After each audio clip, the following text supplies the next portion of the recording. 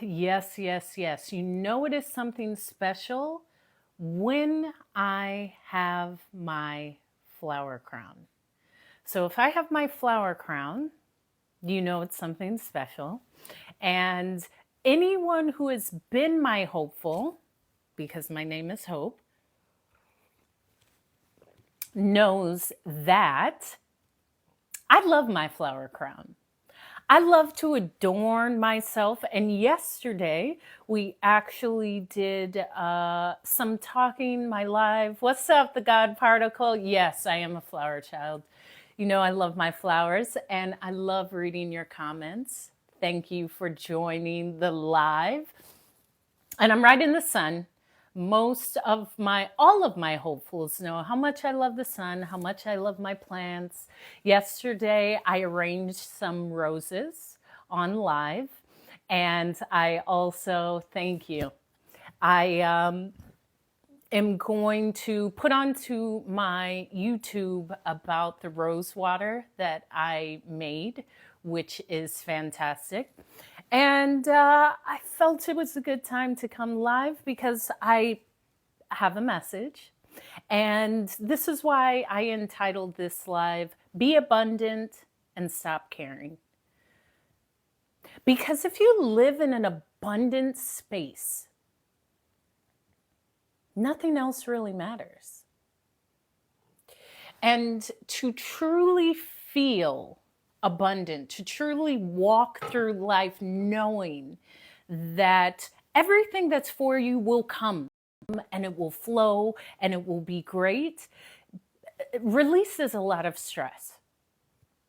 And I think that comes from knowing what's for you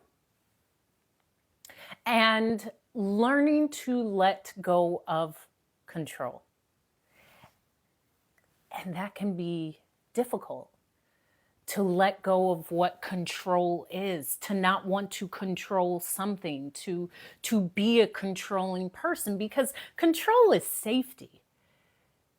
If I can control this, then that won't happen. What happened to me before will not happen. If I control this, then I can ensure that this outcome will happen. If I can control this, then maybe I won't get hurt.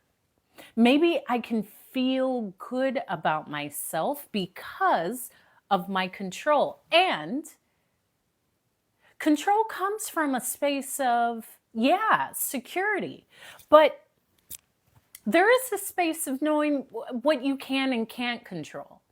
I am very good at knowing what I can't control, which is really nothing.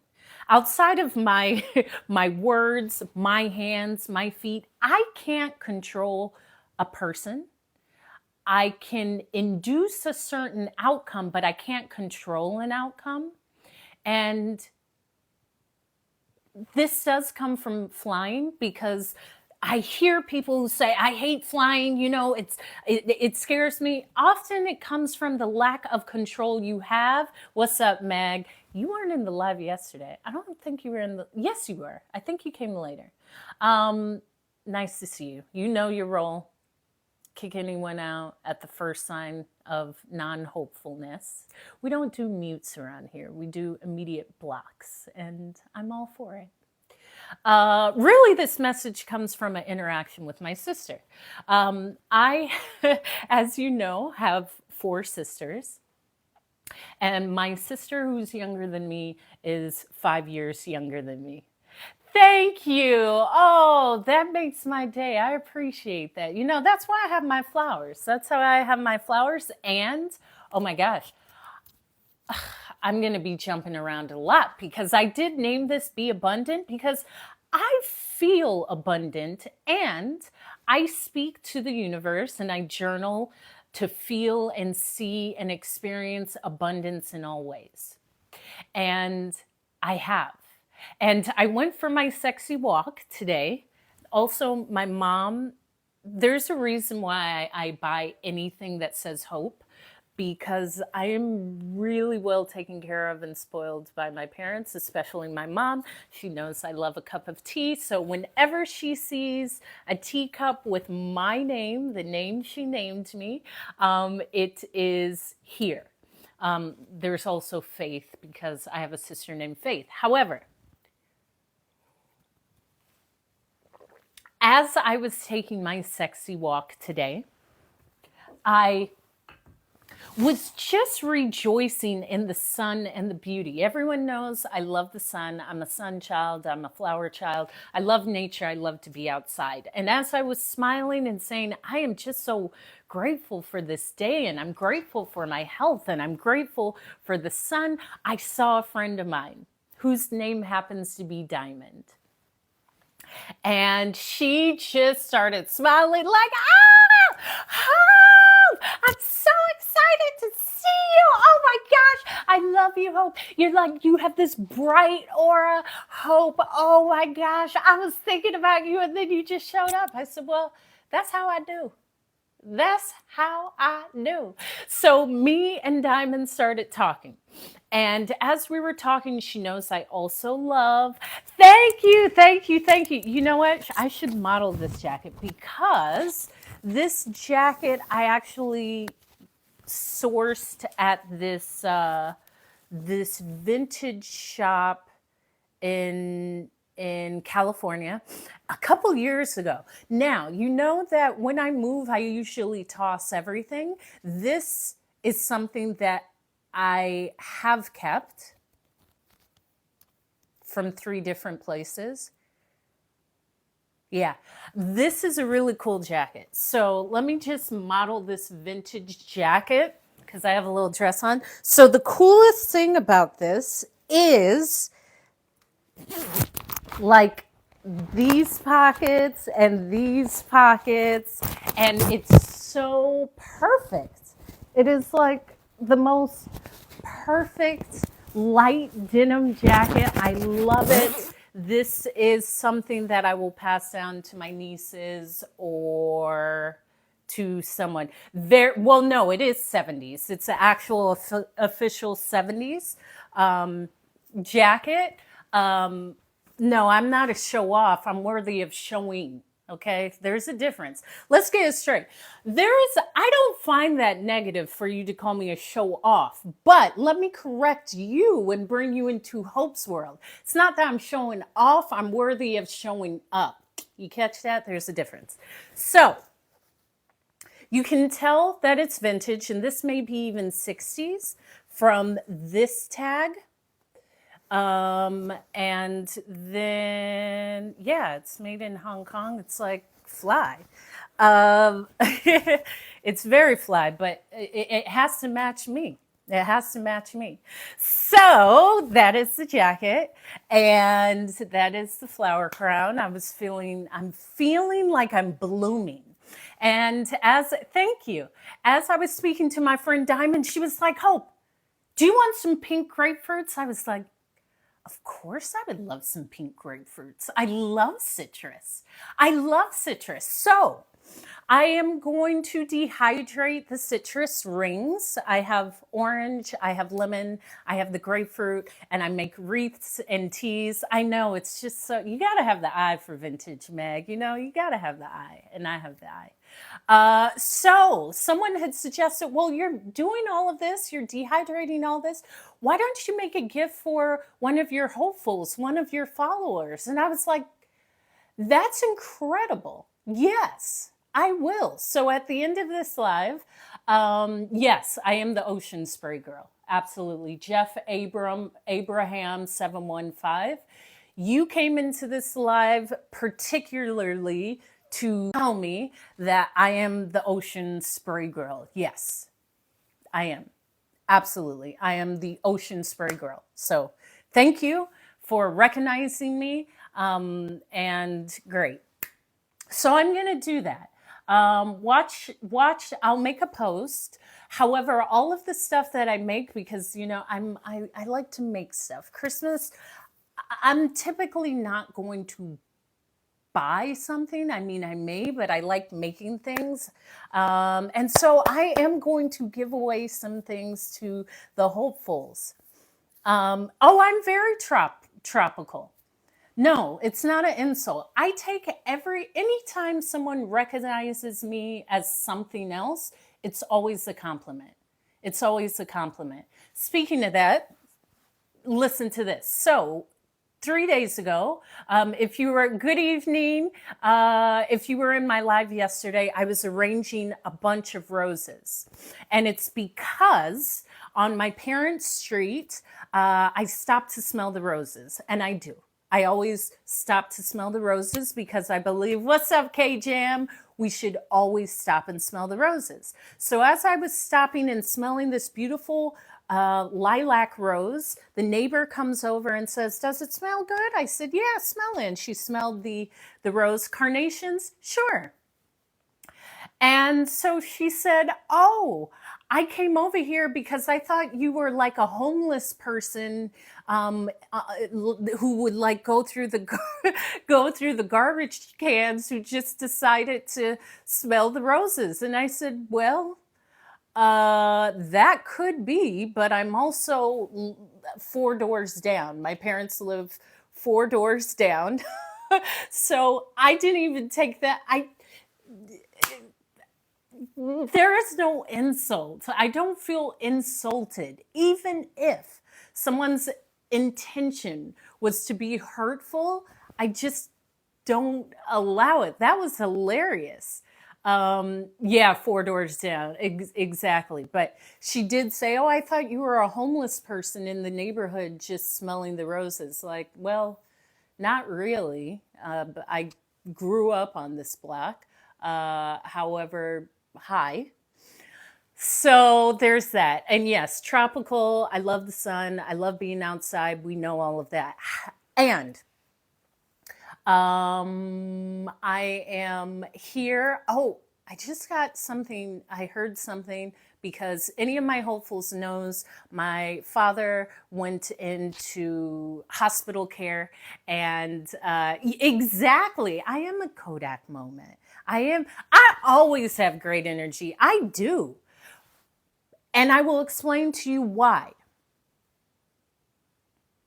What's the other choice? I'm not going to stick around like y'all with y'all being mad and trying to control. I had just finished recording a YouTube video. Go subscribe to my YouTube because thank you, Lewis Milton, for the rose. I upload all of my TikTok lives onto my YouTube, which is Hope is Speaking, as well as other confidence content, professional speaking content, just like you need to know this content. And it was about control and really the lack of it. I don't believe I have control. I know I have a great life. And I know I show up every day my best. And because of that, I expect great things. However, thank you. Yes, a head of lettuce. I'm very rational. I am very, very rational where I can step outside myself. And I had an instance where I was speaking, and my youngest sister, who is 5 years younger than me, came into my parents' room as I was speaking to my mother, and she had spoken about her cat because she has a cat that she lets outside. The cat never goes outside. And the cat took off. It sounded like me. You let it outside, it's going to go. And that's one thing. If something wants to go, let it go. You can't just keep it. If it wants to go, it's going to go. So the cat ran off and ran into this hole and went under the house. Thank you for continuing to like the lives. We got to get these likes up. Got to get these likes up and continue to share because I'm dropping gems. I'm always dropping pearls of wisdom. It's up to you to pick it up. So as she was explaining that the cat ran off, I said, "Well, let the cat run." And in a tone, she said, "Shut up." And I thought, okay, all right, it doesn't really mean anything. I said, "Well, if the cat wants to go, it'll be back, you shut up." And I thought, okay, that's the tone seems, maybe it seems. It just seems. I am. Thank you. Thank you.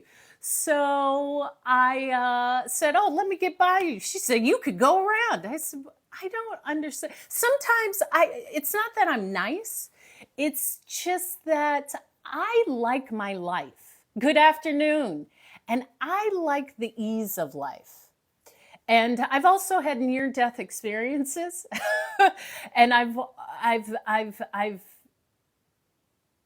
observed life enough to know that I get to control the tone of my day.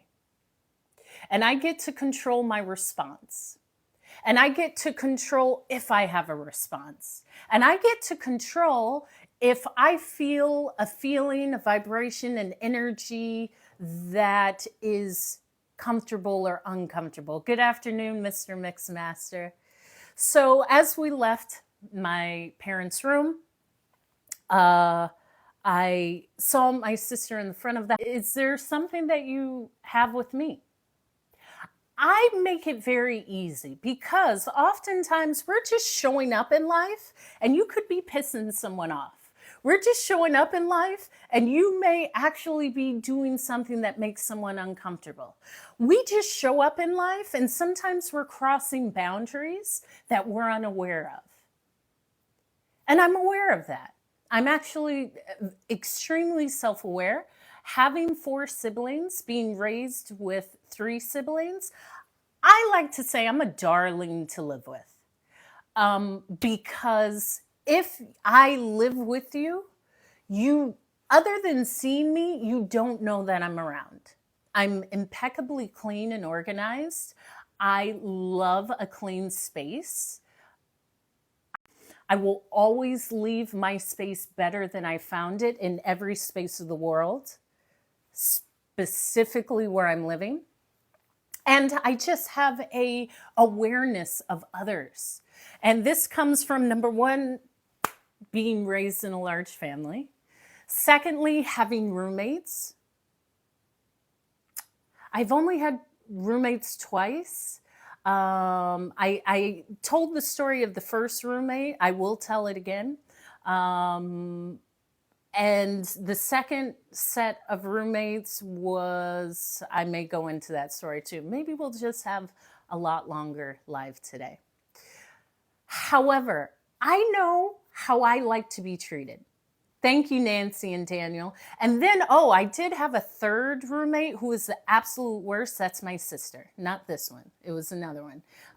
She, to me, is the epitome of the worst roommate. To me, the worst person that you can cohabitate with is a person who is unaware of others, who lacks the awareness of a space, meaning keeping it together or not keeping it together, and also doesn't show up for their side of whatever arrangement that you have. What's up, sir? So that was the worst roommate. So when I asked my sister, what's going on? Is it something I did? She said, yeah, there's a lot you did. I said, oh, okay, well, tell me. I said like this, tell me. I don't take offense because I'm really in my own world. I am respectful. I'm always respectful. I'm always aware. However, I don't know because I am pretty honest and authentic with asking and telling. But that's me. That doesn't have to do with anyone else. Thank you, Doobie. Because I can, without any added discomfort, speak to someone. What's up, Terry? I don't take any of this with any sort of harm or discomfort. But what did I do? And what was told to me was,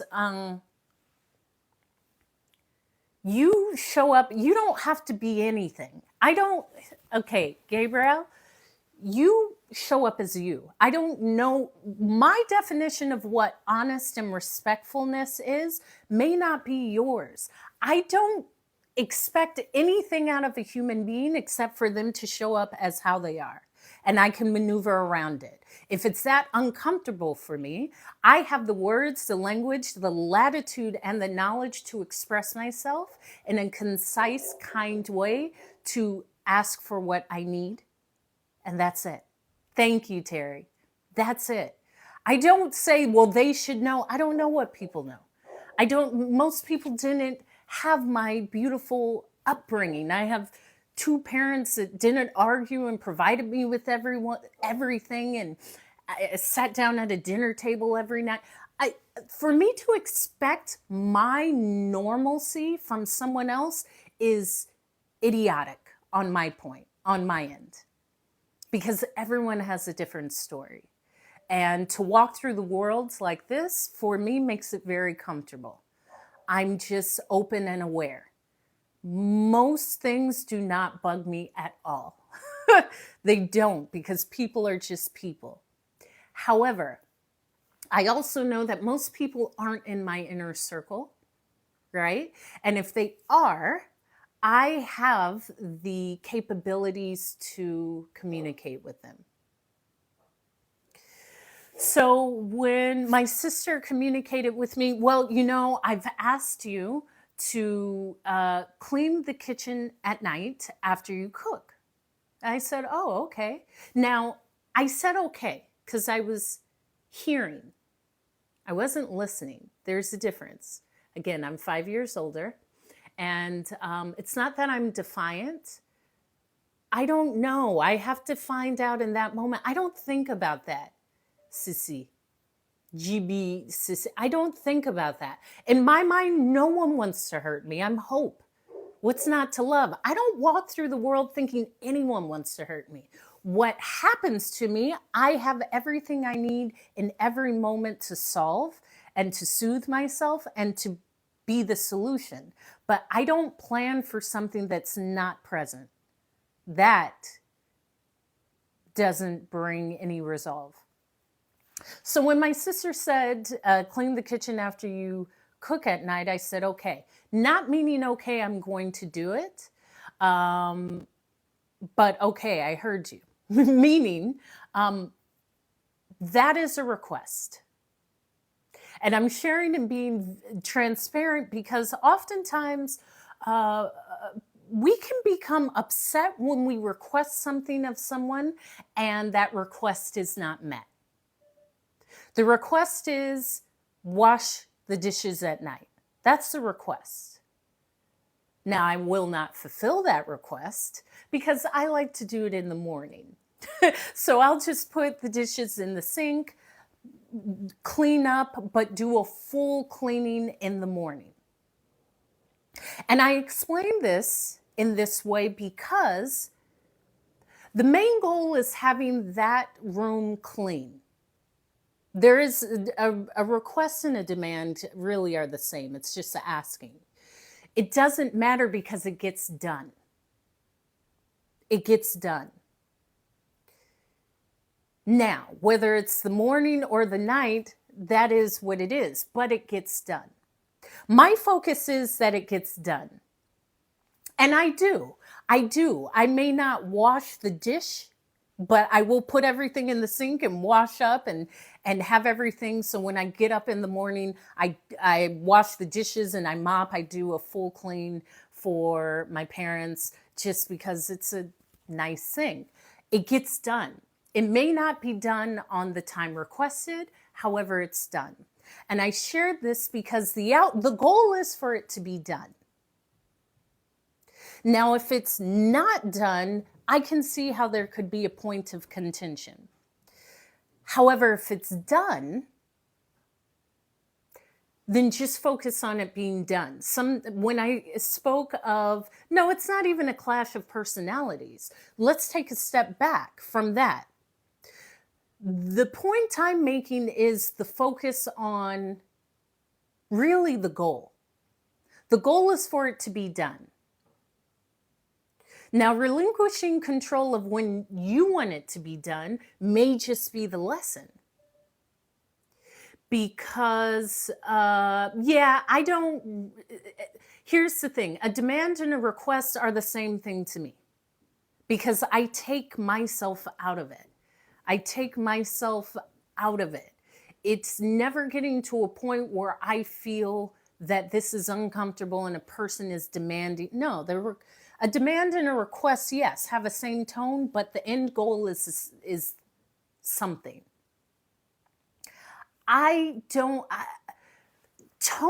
has no effect for me. I just extract what needs to be done and do it. Whether you yell it or you say it in a peaceful tone, that's on you. That has nothing to do with me. But I share this to say it gets done. It does. And if someone was in a constant state of discomfort because it's not done how they want to do it, then that's uncomfortable. But it's still being done. So being able to shift and say, I know I wanted it done this time, but ultimately it just gets done. So I can shift my perspective, or I can shift my expectation, or I can shift and say, actually, maybe this is control for me. And this could be control on my part as well. I also don't do anything that I don't want to do. So, and this is very candid because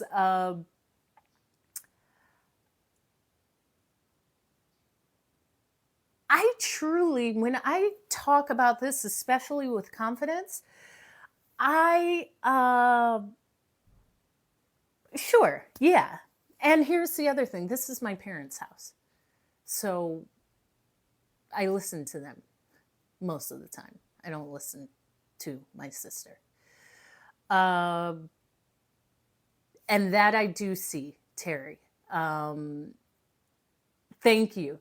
However, being able to understand that, oh, I may just be, okay, let me look at this differently. It's done. What I'm requesting for is done daily. I actually can let that go. Because the continuance of asking, even though the task is done, will bring discomfort to that thought or that person. And the ease of why I have this confidence and this very light way of walking through life, no, that has been done. No, that has been done. But again, I don't repeat that. Just to continue. This has been a conversation before where I've said, I'm actually not going to do it at this time. If it's asked again, this is my rationale brain.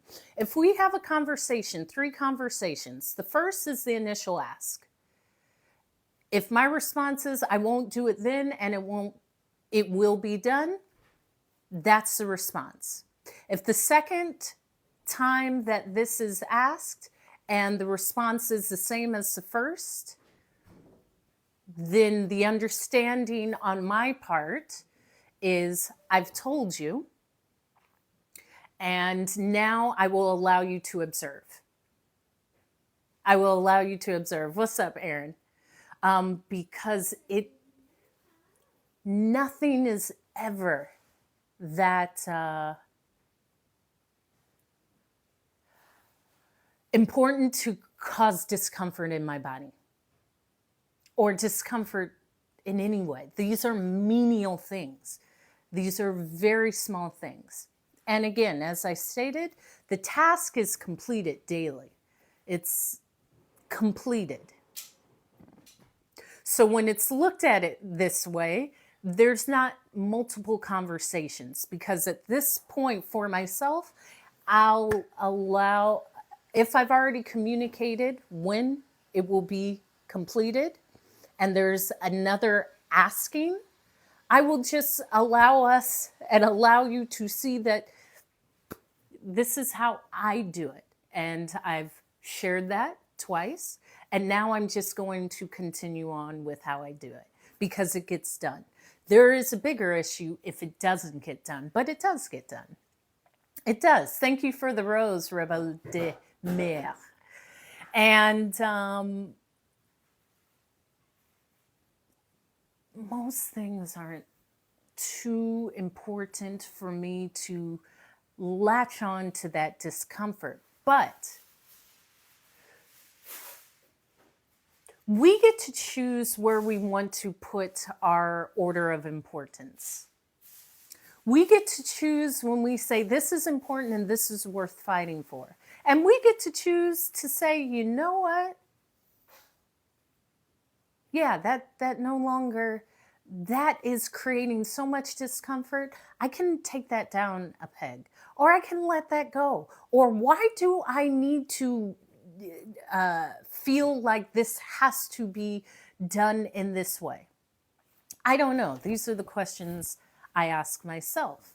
However, when you know what is in your control, and when you know what's not in your control, it creates a space of comfort in your life. Knowing what you can actually control, which is minimal, creates a comfort. Because then you're the one that's no longer trying to control things you can't. If you're driving and someone is not going the speed that you expect, that's out of your control. What's in your control is going around them or leaving earlier. So if someone was going at a slower pace, you would still get to your destination on time. But shouting at the car and saying you need to go faster, well, it doesn't do anything. That I never really, I do understand. I just think it's a waste of energy. But it's a pivotal point to understand what you can control in life and what you can't. You can never control others. You can never make anyone do anything. You can never make anyone change. You can never make anyone see their greatness. You can never make anyone see how smart they are, or how beautiful they are, or how loved they are, or how wanted they are. That is completely out of your control and will never be in your control.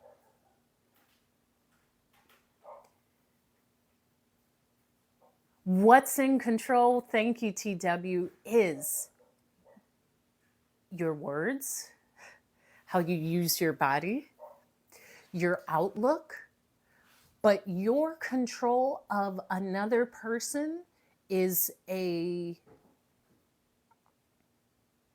fallacy. And it will never be true. Even to the point of, yeah, everyone is. Everyone is. Everyone's responsible for their own actions. When you realize that your control over yourself is the only control you have, life opens up. Meaning, I have control over the direction I want to take my life. I have control of how I choose to show up. I have control of how I want to look. That is actually under your control. Unless you're chained to like a fence. And even that, you could probably think yourself into a better space, but control is only in your mind. It's only of you. And that is a comforting thought. Because if I know I can control the outlook, the direction of me, of my life, maybe not in this second, but in seconds in the future, that means that I get to dictate what I want to see. Now, here's the other pointer. Oftentimes there is a thought that when a human being feels that they can't control themselves or their behavior or their outlook on their life, they may tend to impart that on others. Now, that's not always the case. That's just sometimes, and that's a theory. As I said, that's a truth. It's not the truth. It's a truth in a world of truths. But when we're aware of that, what can I control? Is this in my control? Wait a minute, do I even care about this? Asking yourself that. And I shared this because after this conversation, I truly say, well, I don't really care about that because the task gets done. So I understand maybe it's control. I don't know. I'm at a point where I'm never trying to rationalize anyone's thought process because I'll never know. It's always a perspective from me. It's never the truth. It's just how I see it looking at them. But I have to ask myself, is this important? Can I control? Wait a minute. This doesn't even need to be anything. This doesn't need to be an argument because the task is done. The task gets done. I don't need to put more of this on me because it's not important. And in the YouTube video that I'm posting to my YouTube channel, Hope is Speaking, I know what's important to me. This is why I don't argue with people. I don't really care. I know, and I can name you. What's important to me is my mental health, my physical health, my well-being, my safety, the health, well-being, and relationship between my parents and selected family members and friends, my continuance and working towards a goal of mine. And outside of that, I don't care.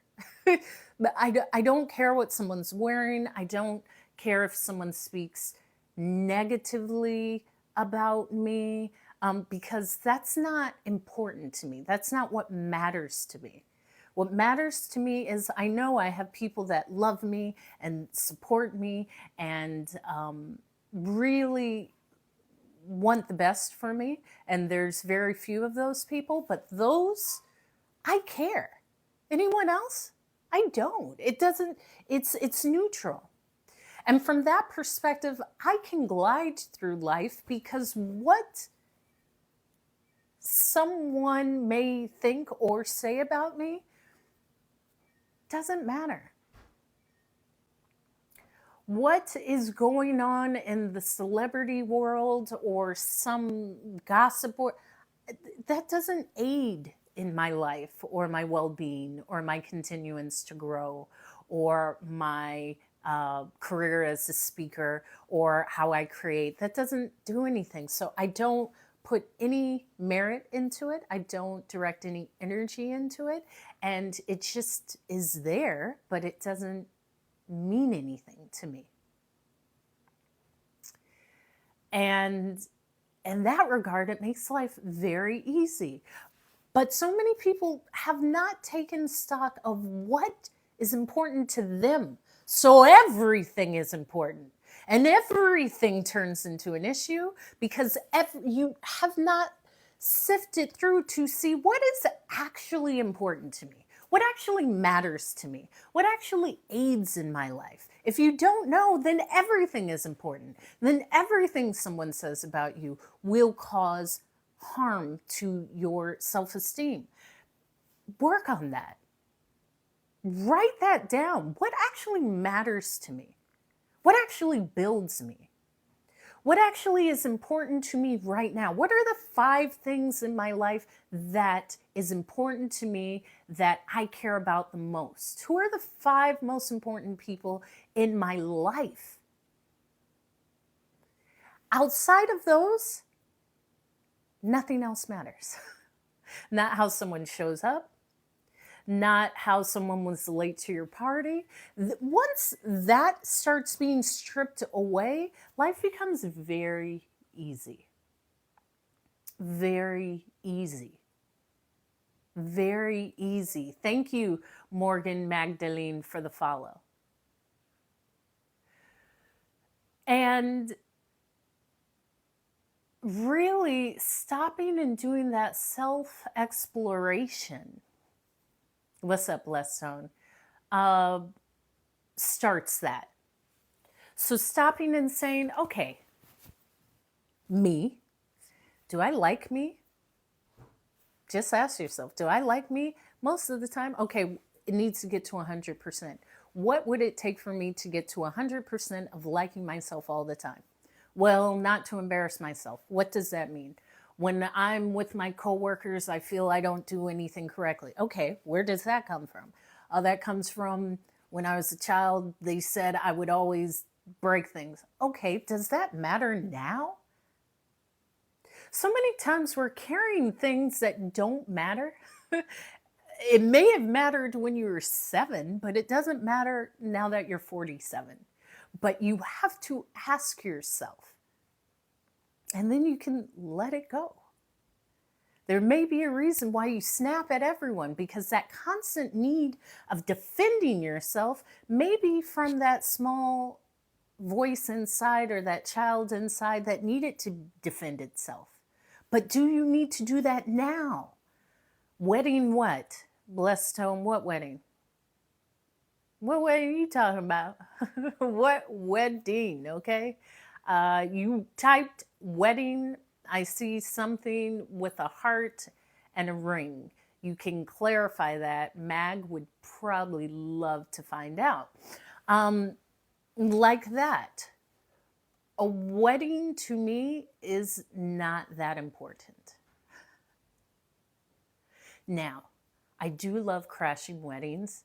A proposal to who? I do like crashing weddings, and I crashed this wedding.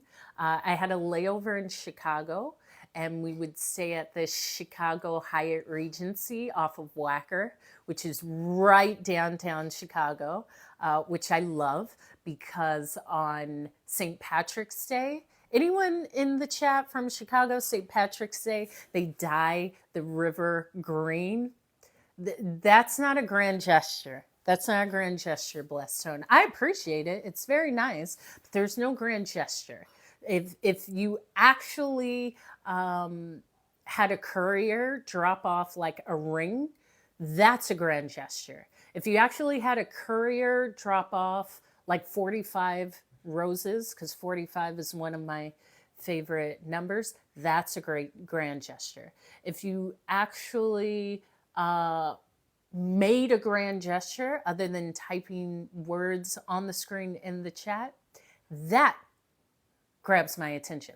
This does not. Although I enjoy it, it's flattering. A grand gesture is the only way to really take my attention and have my attention, because outside of that, it just won't work. And you've never heard of me saying, I want to be married. There's that. So, thank you, Mag. Thank you. I do. I feel great today, and the sun is right on me. Let me turn, because I'm trying to keep the sun right on me. As what'd you make, Mom? Okay, I saw you with a bowl. If someone says, "What did you do?" and the response is nothing, I mean, I'm gonna let that go because it's my mom, and she'll always get a pass because she birthed me. But there's that. And yeah, I do feel great. And thank you, Mag. I've been getting a lot of masculine attention. Okay, here we go.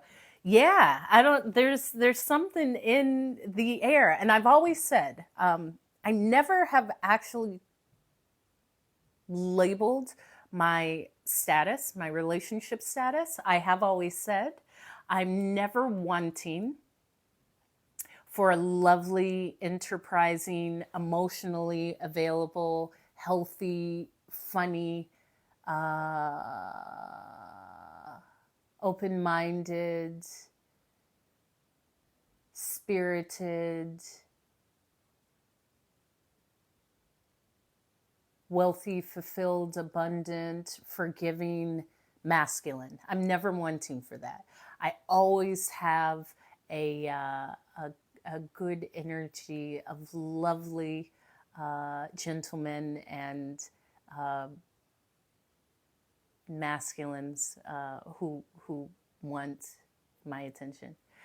So there's that. However, I always appreciate it because again, a grand gesture is the only thing. I'm just a grand gesture. Okay.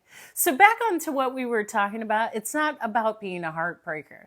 There's no hearts that are being broken. What's up, Jaya?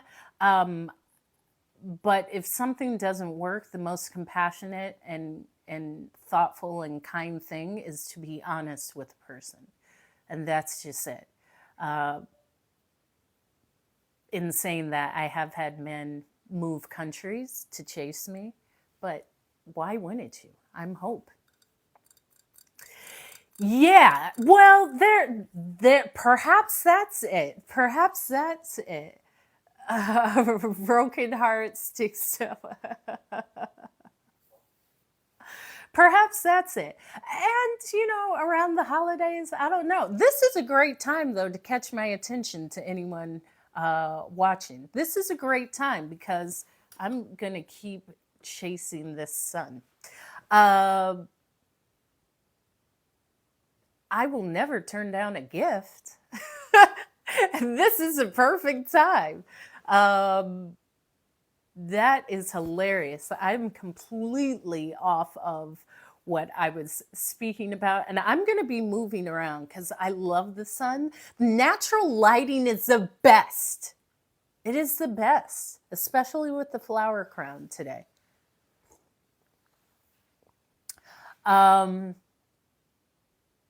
Yeah, so what's important? What is important? I know I don't chase, I attract. There's that. I don't chase, I attract. I don't chase, I attract. I don't chase, I attract.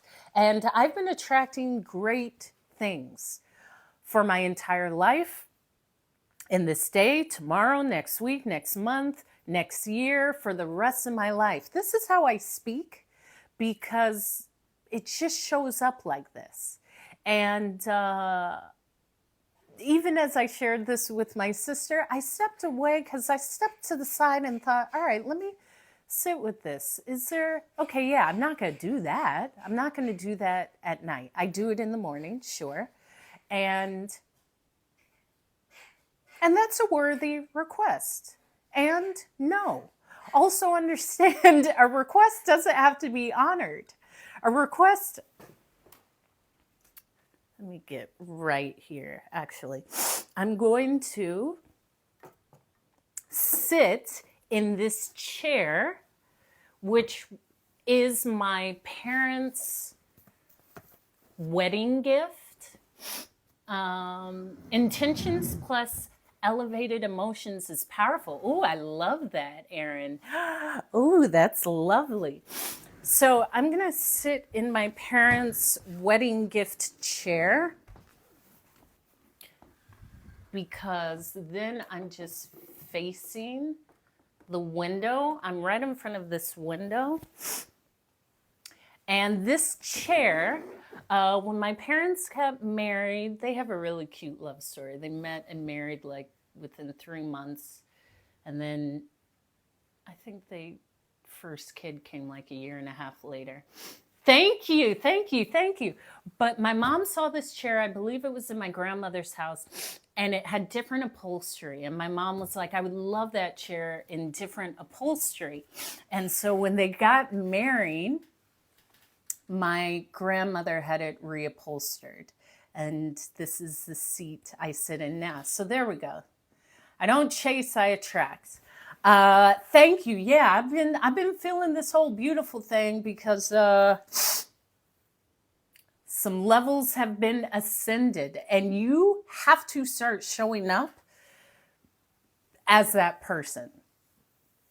I am currently showing up in a different version because I feel it. And this is a point I'll touch on because in my last There's that cat that just came and drank my water on the last live. There was someone in the chat who had said, if I had that much money, I would show up that way too. And I said, no, that's not how it works. You show up that way and everything comes. It's not the other way around. You don't walk through life wanting a partner and then when they come, show up as that. You show up as that every day and they're attracted to you. They come because you're showing up differently. You radiate differently. Your vibration, frequency, feeling is different. People see differently. They see you differently. You have to be it and it becomes you. It's not the other way around. And maybe that's why I'm showing up so cute now, because I feel different and I feel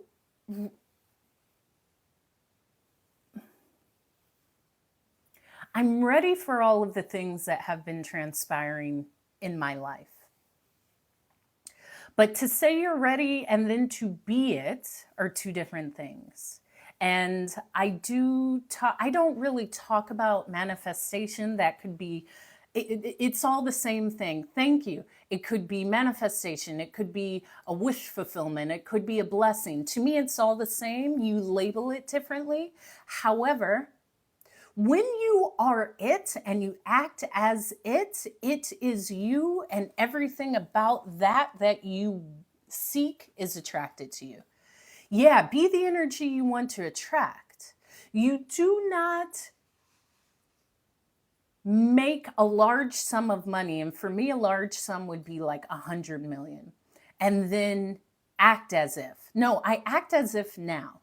That just means I carry myself like that. How different would your life be if you had $8 million? And I've shared this in the live to go through life knowing in this moment you have $8 million at your disposal. Anything you're worried about would not be an issue.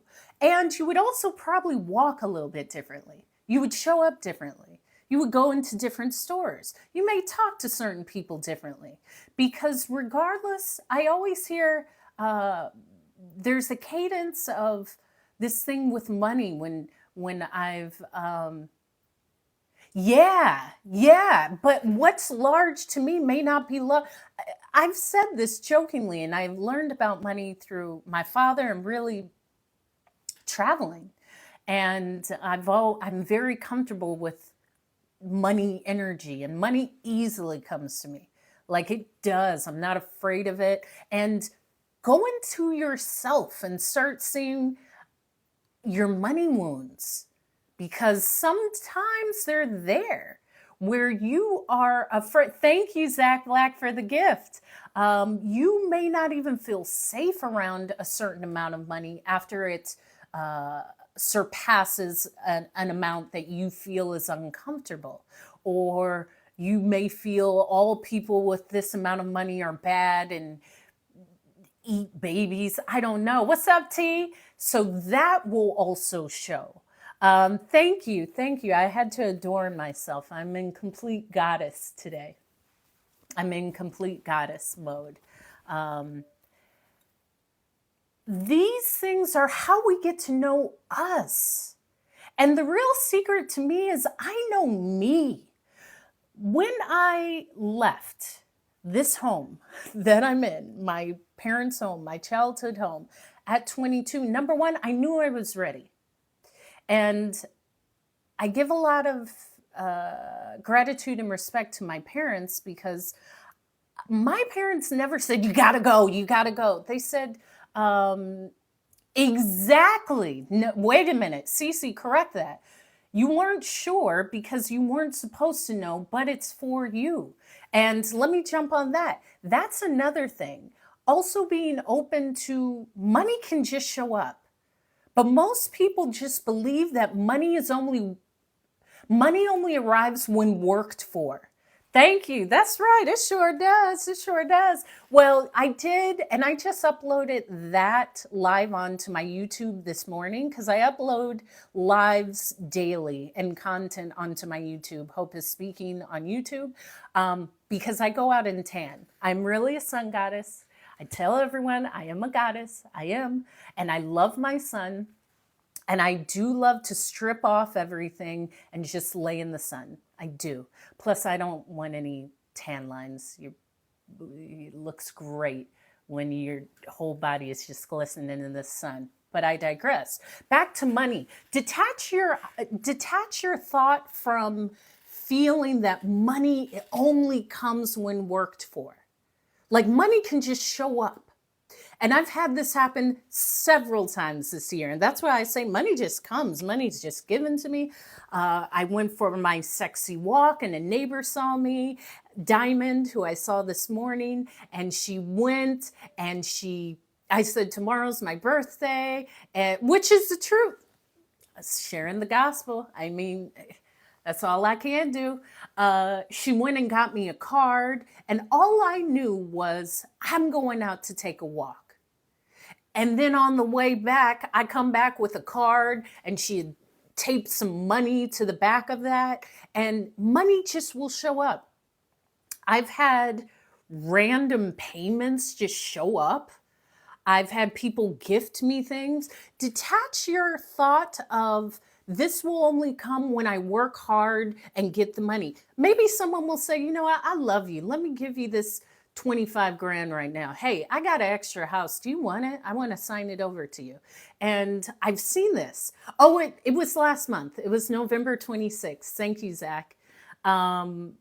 And if anyone wants to just gift me, you can go to my link in bio because I have 2 links at the bottom of my link tree where you can just gift me with anything. But I digress. I've seen this happen with my family. So my father spoke in the church, and I remember him receiving the church building from someone. And they said, all you have to do is, you know what? We love you. We believe in you. Take this building, pay me $1 a year. I saw that. I saw people, my dad would go and get people from around, whether they were with homes or without. Thank you, T, for the cat. And strip off the roof and redo the attic and redo inside the church, all of that. This is coming from a space of, I've seen this my entire life. Now, I don't identify with one. I believe there is something that is unseen that is it.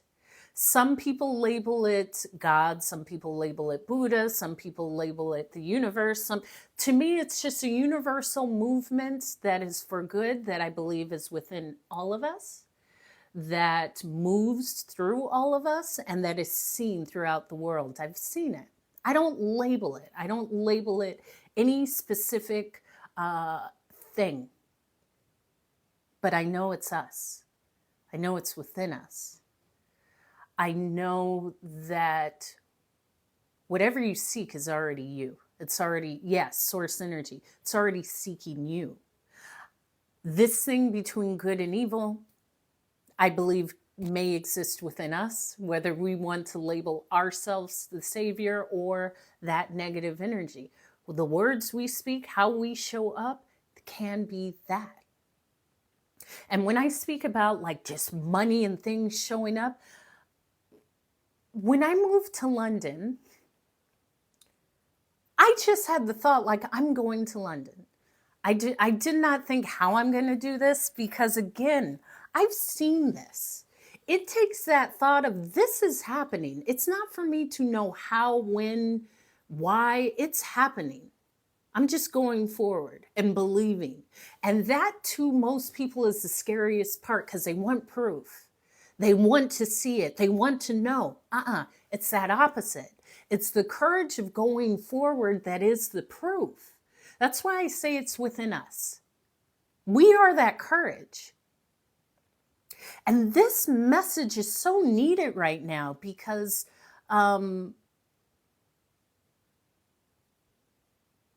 The proof is always your courage. And someone needs to hear this. You won't see it. The courage that you show to go for it, to go forward, to pursue is the proof. But because you allow the fear to keep you where you are, you don't see the courage, which is the proof. Does that make sense? And every time I come back to my hometown, or I see people, because I see people I know all over the world, which is so cool and kind of weird. Not this last time when I was in Germany, but I think I was in Munich, and someone was like, "Hope, Hope." I was like, who is this? Because I was in Munich airport and I was hearing someone yell my name. This was years ago. And I turned around and it was this handsome gentleman, which is always great. That's always great. I love to see a handsome gentleman running, screaming my name. That's always a lovely surprise. That will always just captivate me. Okay.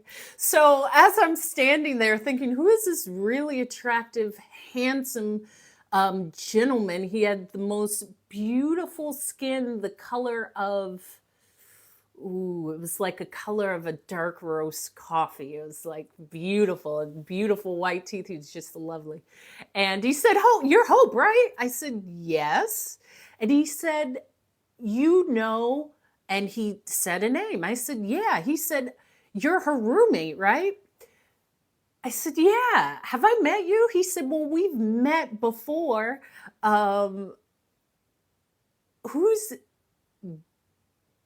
Who's Jess?" Bless her. Maybe you made a typo. "I love you, Jess, and rest." I'm waiting for this because I don't know what this means. So he actually was friends with my flatmate at the time, and I had spoken to him on Skype. This was way back when Skype was being used. This was like, I don't know, probably 2009. And he said that you're her roommate, right? I recognize you. And I'm like, well, sure,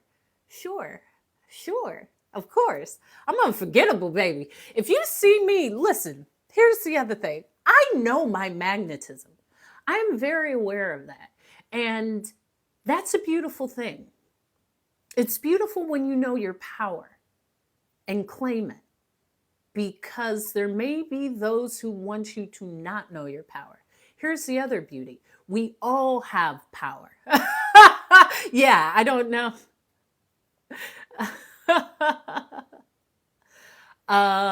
Okay.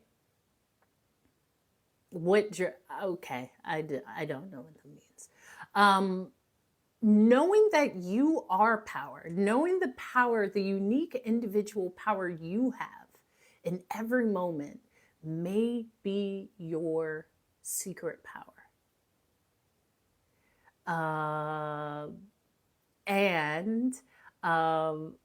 Yeah, I do. CCT, bless, bring me in the loop. I'm the one talking and I'm completely out of the loop. I see someone saying somebody's a sister. If that's me, as I said, I already got 4 sisters. They're great. I don't request any other sisters. We can just be friends, which is great. I have a PhD in sisters and sisterhood. And it is a great thing when people say, "Hope, I wish you were my sister." Yeah, I know. I understand. Let's just keep it as, "I wish you were my friend," or "I wish you were my neighbor." Let's do that, okay? You already heard me talk about one of the sisters earlier, and I love them. This is how I learned to, this is why nothing bothers me. Here's the other secret. My sisters have such a unique way of doing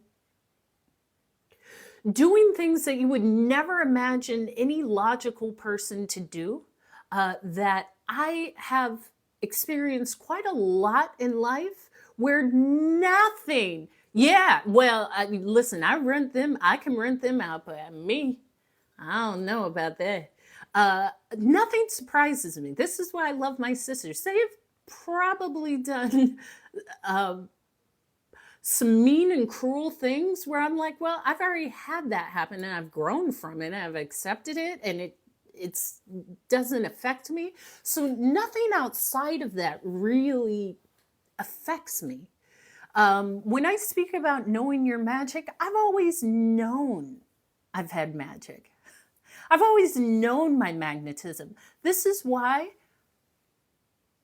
I speak.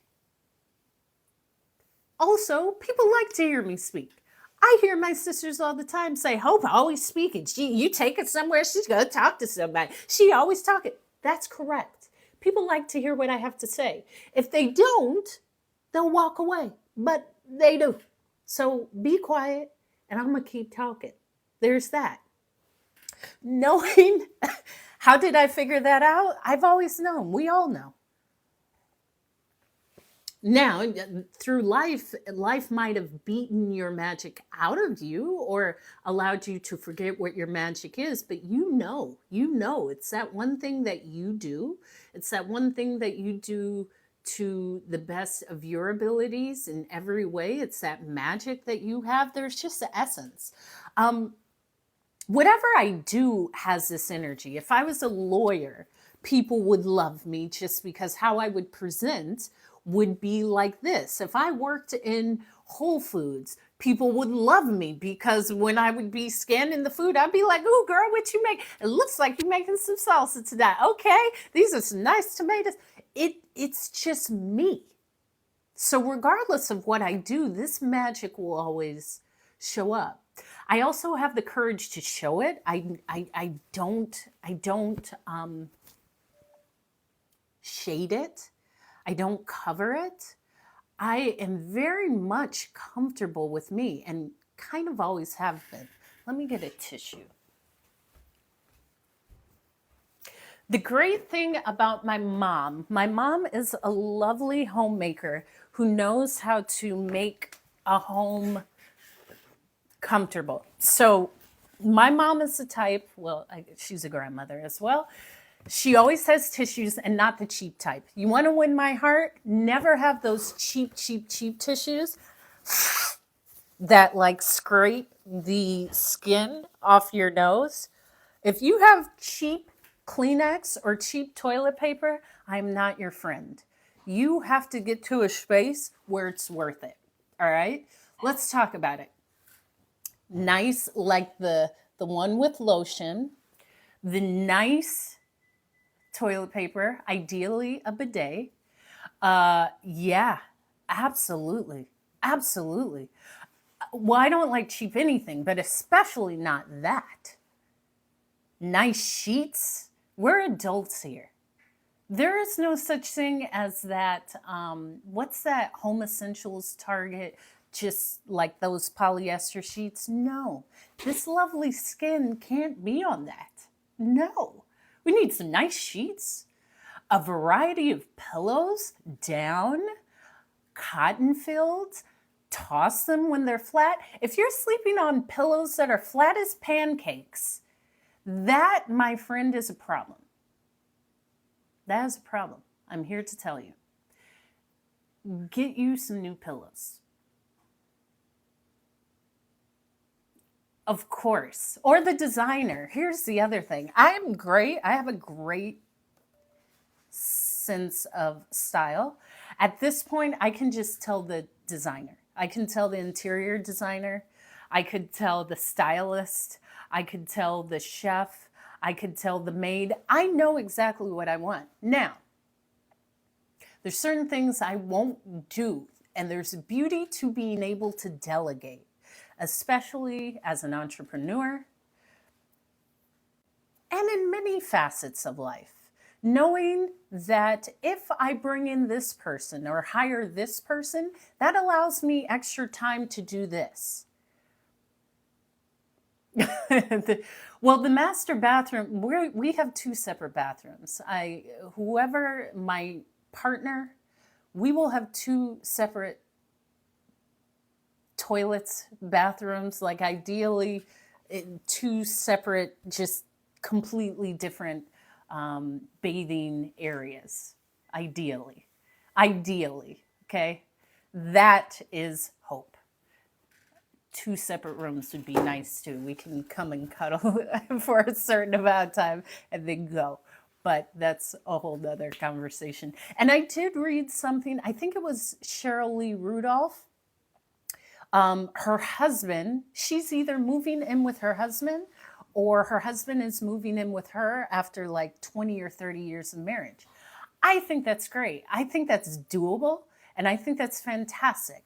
The other thing is, I've been traveling most of my life, so I don't really see it as unconventional to have your own space. To have your own space. I have elements that are very unconventional. I enjoy my space and my time. And this is what I valued about one of my partners. We could just sit in a room and like not say anything, and there's not a assumption of I'm mad or you're mad. No, you're reading a book or I'm on my phone. Like, I don't always have to talk. I create my life how I want. And I'm sharing this because often there becomes a point of contention, because the thought is, this is how life has to be. This is how marriage has to be. This is how, well, no, that's how it could be, but this is how I want it for me. And if you're open to that, let's talk about it. But I don't have to do anything. This is a running thing. Now, again, this could change, but this is how it is now. I do enjoy building my life exactly how I want to build it. And that's the beauty of your life. You get to put the puzzle pieces together that works for you. And you can reconstruct it at any time. At any time. You can reconstruct it in an hour and say, actually, I just want to start showing up differently. Sure. Do that. It's freeing. Yes, it's very freeing. And why not? I think this is a space where a feeling of lack of control or a lack of just knowing oneself comes out. Because the thought is, I have to do it in this way. You don't have to do anything. In fact, you can choose to do what's for you in your own way.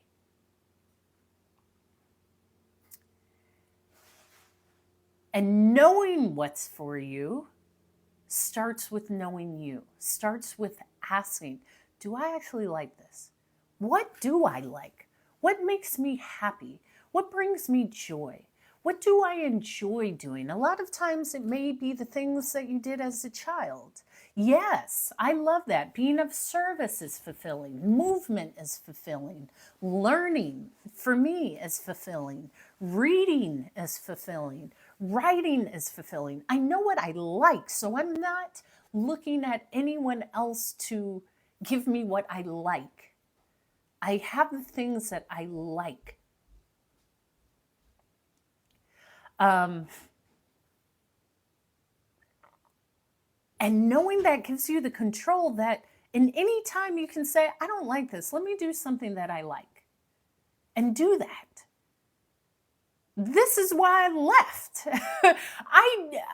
This is a relatively small town that I was raised in, and I traveled a lot, but I knew I didn't want to be here. I always knew I wanted to figure out me. And to any young woman or young man, figure out you before you pour into someone. This whole thought of, and I bring this up a lot because there's a lot of pressure, especially on young women, like find a partner. No, find you. Find you. Find you. Find you. Forget about this notion of you have to just get ready now for children and kids. You don't. What you need to get ready for is what you are meant to be. Find you, find your joy, find your happiness, find your sadness, find your strength, find you. And that will take a lot of elements to find you and to be secure in you. And that's the only reason why I have this confidence. When I have stories about being evicted, life goes on.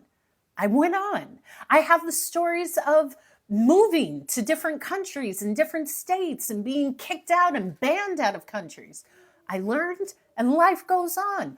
A lot of times the fear comes from, if this happens, if I get evicted, my life ends. It doesn't. It doesn't. I won't be able to get another place. You will. If he breaks up with me, I'll never find anyone. You will. These dogs never go outside. In my heart, I do meditations because dogs have so much love. And these dogs never leave the backyard. I actually want to go to the neighbors and say, can I walk your dogs? Because they sound so sad. But that has nothing to do with me. That is out of my control, and I release that. That's what I do. If I find myself wandering off, wait a minute. Hope. What you said is true for you, and that has nothing to do with me. That is out of my control. I feel I'm trying to take control. And although I witnessed this in myself, I release the control and I release it. Wonderful. Oh, a pet care service. I like you even more, T2 Cents, because, I love everything. That's the thing. I just love life. Too many times individuals are stuck on, I only love this. Nah, love everything. Love when you're brushing your teeth. When I'm brushing my teeth, people are like, I don't know why you're so happy. I'm brushing my teeth. Like, oh my gosh, I'm here brushing my teeth. Like, I make everything. When you love everything you do, you find the joy that is life. If I'm on a walk, I'm loving every step. If I'm at a farmer's market or picking fruit off a tree, I'm loving picking that fruit. Again, I don't do what I don't like. But if I don't really like it, I can find something that I like in the action. I love a mopped floor. Now, I will mop my parents' floor. I'm not coming in to mop anyone's floor. Definitely not any of a partner's floor. Like a man, I'm not coming to mop your floor. I can find someone to do it, but I love the smell of a mopped floor. Well, sometimes that's a part of it. Sometimes the part of not being able to pay is the expense of starting. And I know about that. I just don't really care about the not paying bills part because that's a very short part. I actually don't care about that. And I think a big part of success is some of my, no, I use different essential oils. Like I make when I mop my parents' floors, again, I'm not coming to mop anyone's floors. And ideally, there's someone paid to do that. But I use like hot water, a little bit of dish soap, white vinegar, and then essential oils. So if I need the space to be invigorating and open, I'll use eucalyptus oil and I saw your How Are People Surviving Life video. Is that the one I just posted today?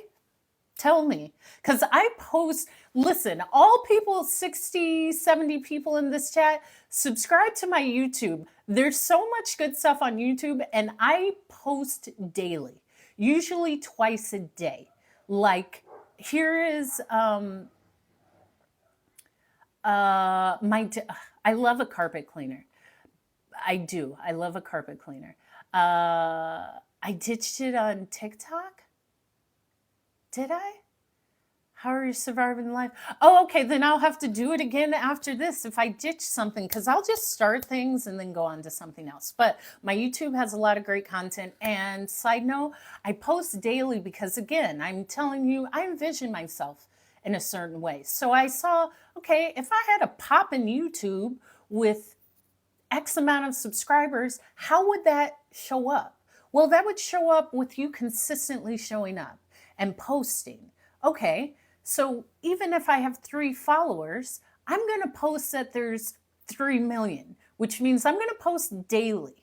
I'm going to post daily because there will come a time where it will be that, just because you're acting as if it is so. And this is like with T2 cents. A bit of my lunacy is that I never fear that part of restructure. I don't say broke. I don't say not having money. You'll never hear me say that. I don't utter that. It may be a restructure. It may be just a learning period, but I don't mind that because it doesn't last that long. And it's sometimes the cost of the restructure. And for me to keep going, there's always something that I'm learning and a payoff. And if I can't pay it, it just can't be paid. There's that too. If it can't be paid, it can't be paid. This is how easily I take life. If it can't be paid, it just can't be paid. It will be paid when it can. But for me to not sleep and have high blood pressure and my veins in my neck pop, I ain't doing that, man. When it'll be paid, it will be. There's very few times in life where I've actually encountered that, but the times that I have,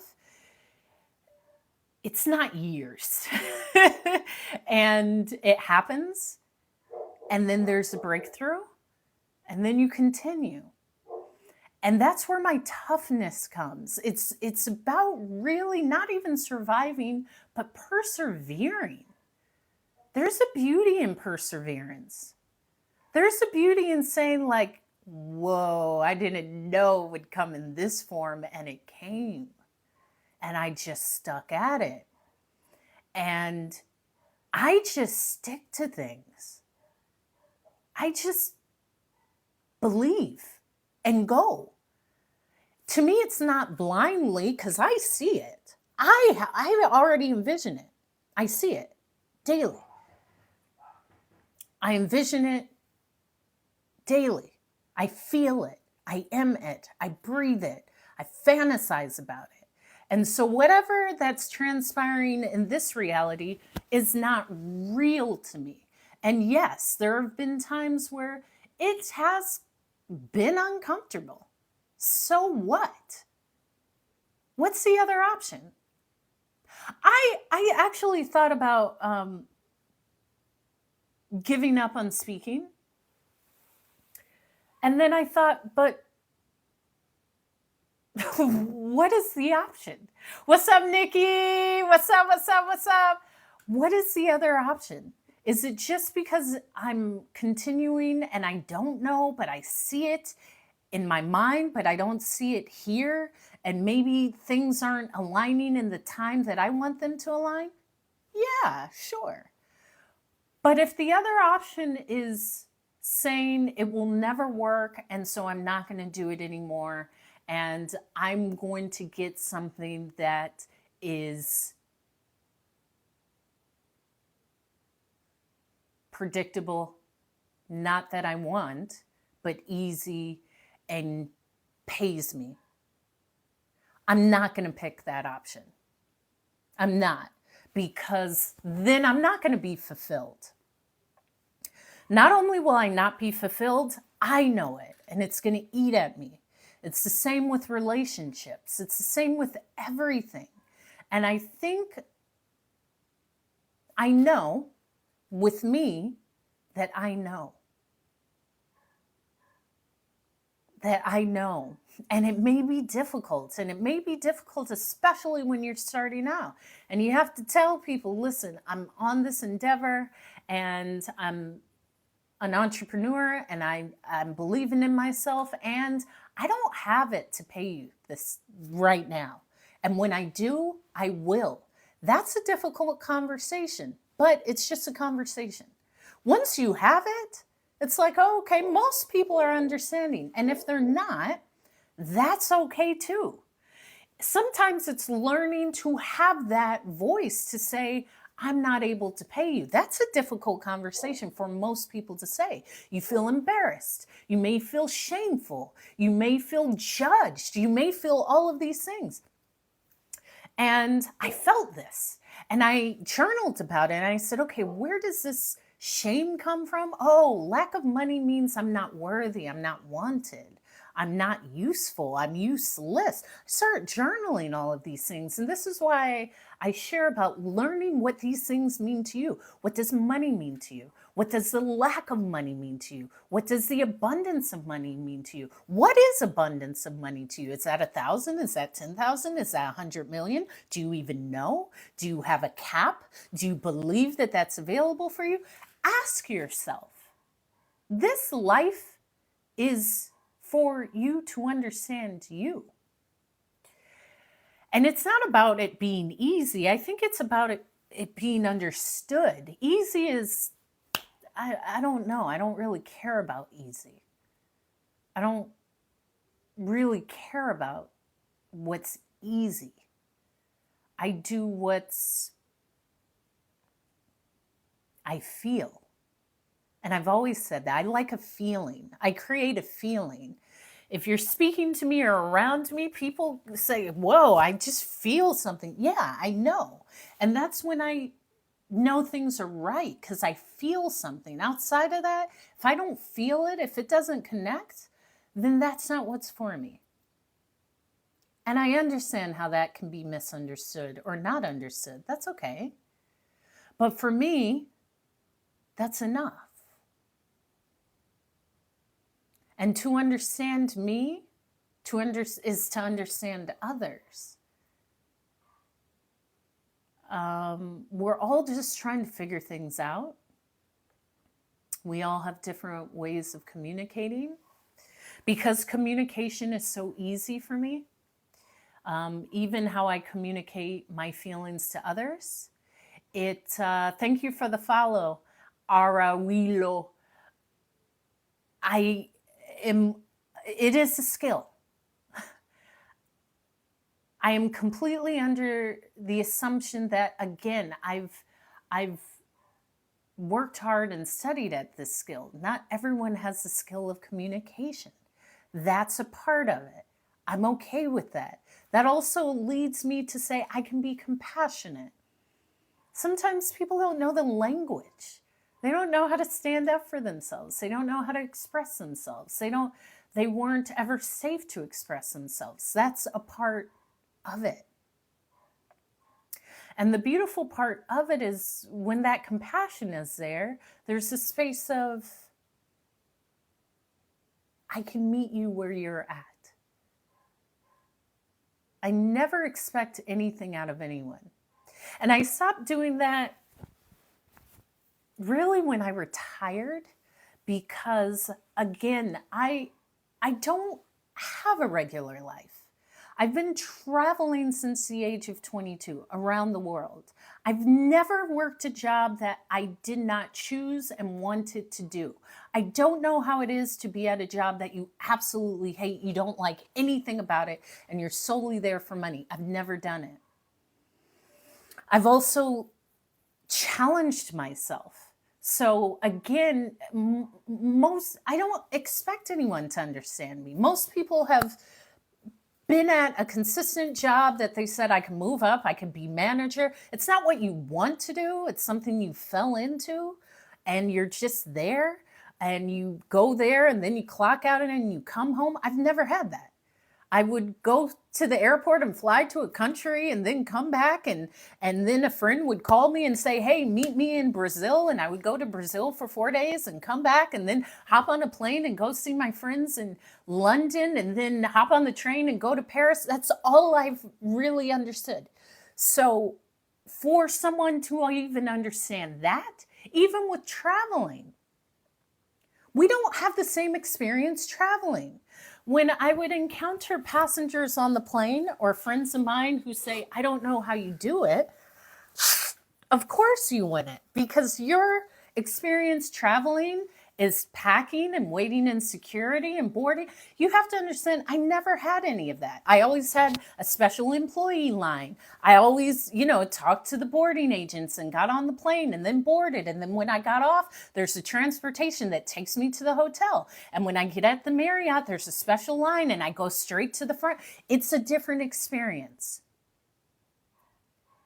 Traveling internationally, I didn't even go through customs. As flight attendants, we had most of the time just got off the plane and walked down the air stairs and got into a transportation and then went to the hotel in Paris or London or Barcelona and Rio or wherever. So even that experience is completely different. So why would I expect for you to understand travel in the way that I see it? And I'm sharing that to say there's so many differences that most are unaware of. And the irritation that comes from, well, you should know, well, I've had a different experience. What about if I've never traveled? What about if I've only traveled by bus? What about if I only traveled to flee a country because there was a coup or because there was a war? So I have a fear of traveling because I only know traveling to flee a terrible experience and never going back and never seeing the childhood home. There's so many things that transpire in people's lives that create their disc, their information for life. But until you have that openness or awareness, your assumption is they have the same outlook as me because they've done what I've done. No one has done what you've done. No one has. No one understands you. That's a part of it. Now with your communication, maybe you can speak in a way or communicate in a way for someone to understand you. But I don't know if the goal is for people to understand me. Thank you, T. I love when people feel what I'm saying, when they feel the story. This is why I speak. It's a feeling. It's a feeling. And also understand, I took this feeling, this skill, and said, I'm betting my lifestyle, my life, my way of earning, my way to make a living, my way to continue to travel and build my life on this skill. I don't know if you picked 100,000 people and asked them, would you bet on a skill that you have to guarantee that you would earn money and purchase homes around the world and continue to live this life? Do you believe your skill can bring you that? I don't know how many people would say yes. I say yes, because why not? I say yes because what else am I going to bet on? A company? A school? A diploma? No, it all comes down to me. It comes down to me. And that's how seriously I take me and my place in the world. And this is why you feel this. Because these are weighted words. This isn't an act. This isn't a game. But this is also in every moment in life. I have to feel these things. I have to journal and say, you know what? Let me go over that. Was that respectful? Does it even matter? Okay, it doesn't matter. I'm going to leave that. Like, actually allowing yourself to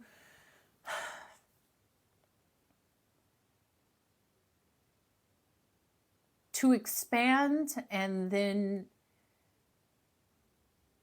see how you can do better, to bet on yourself relentlessly, and show up with your courage, because your courage is the secret. And the courage is just taking one step. The courage is just the act of doing. It's nothing else special. It's not the formula. It's just, I'm going to. I have. That is the secret. That's it. It's not how you do it. It's not your method. It's the fact that you just start, because it takes courage too. All it is courage. You'll learn, you'll gain, you'll grow, you'll be inspired, you'll fall in love, you'll fall out of love. But there is that courage, that act two. And that courage is us. It's always within us. It's always a part of us. Now, within that courage is, and thank you, T, for being the largest gifter. You know, I love a man that loves to gift. I love that. The courage is knowing that I don't know how this is going to turn out. Like, I see it in my mind, and regardless, I'm going.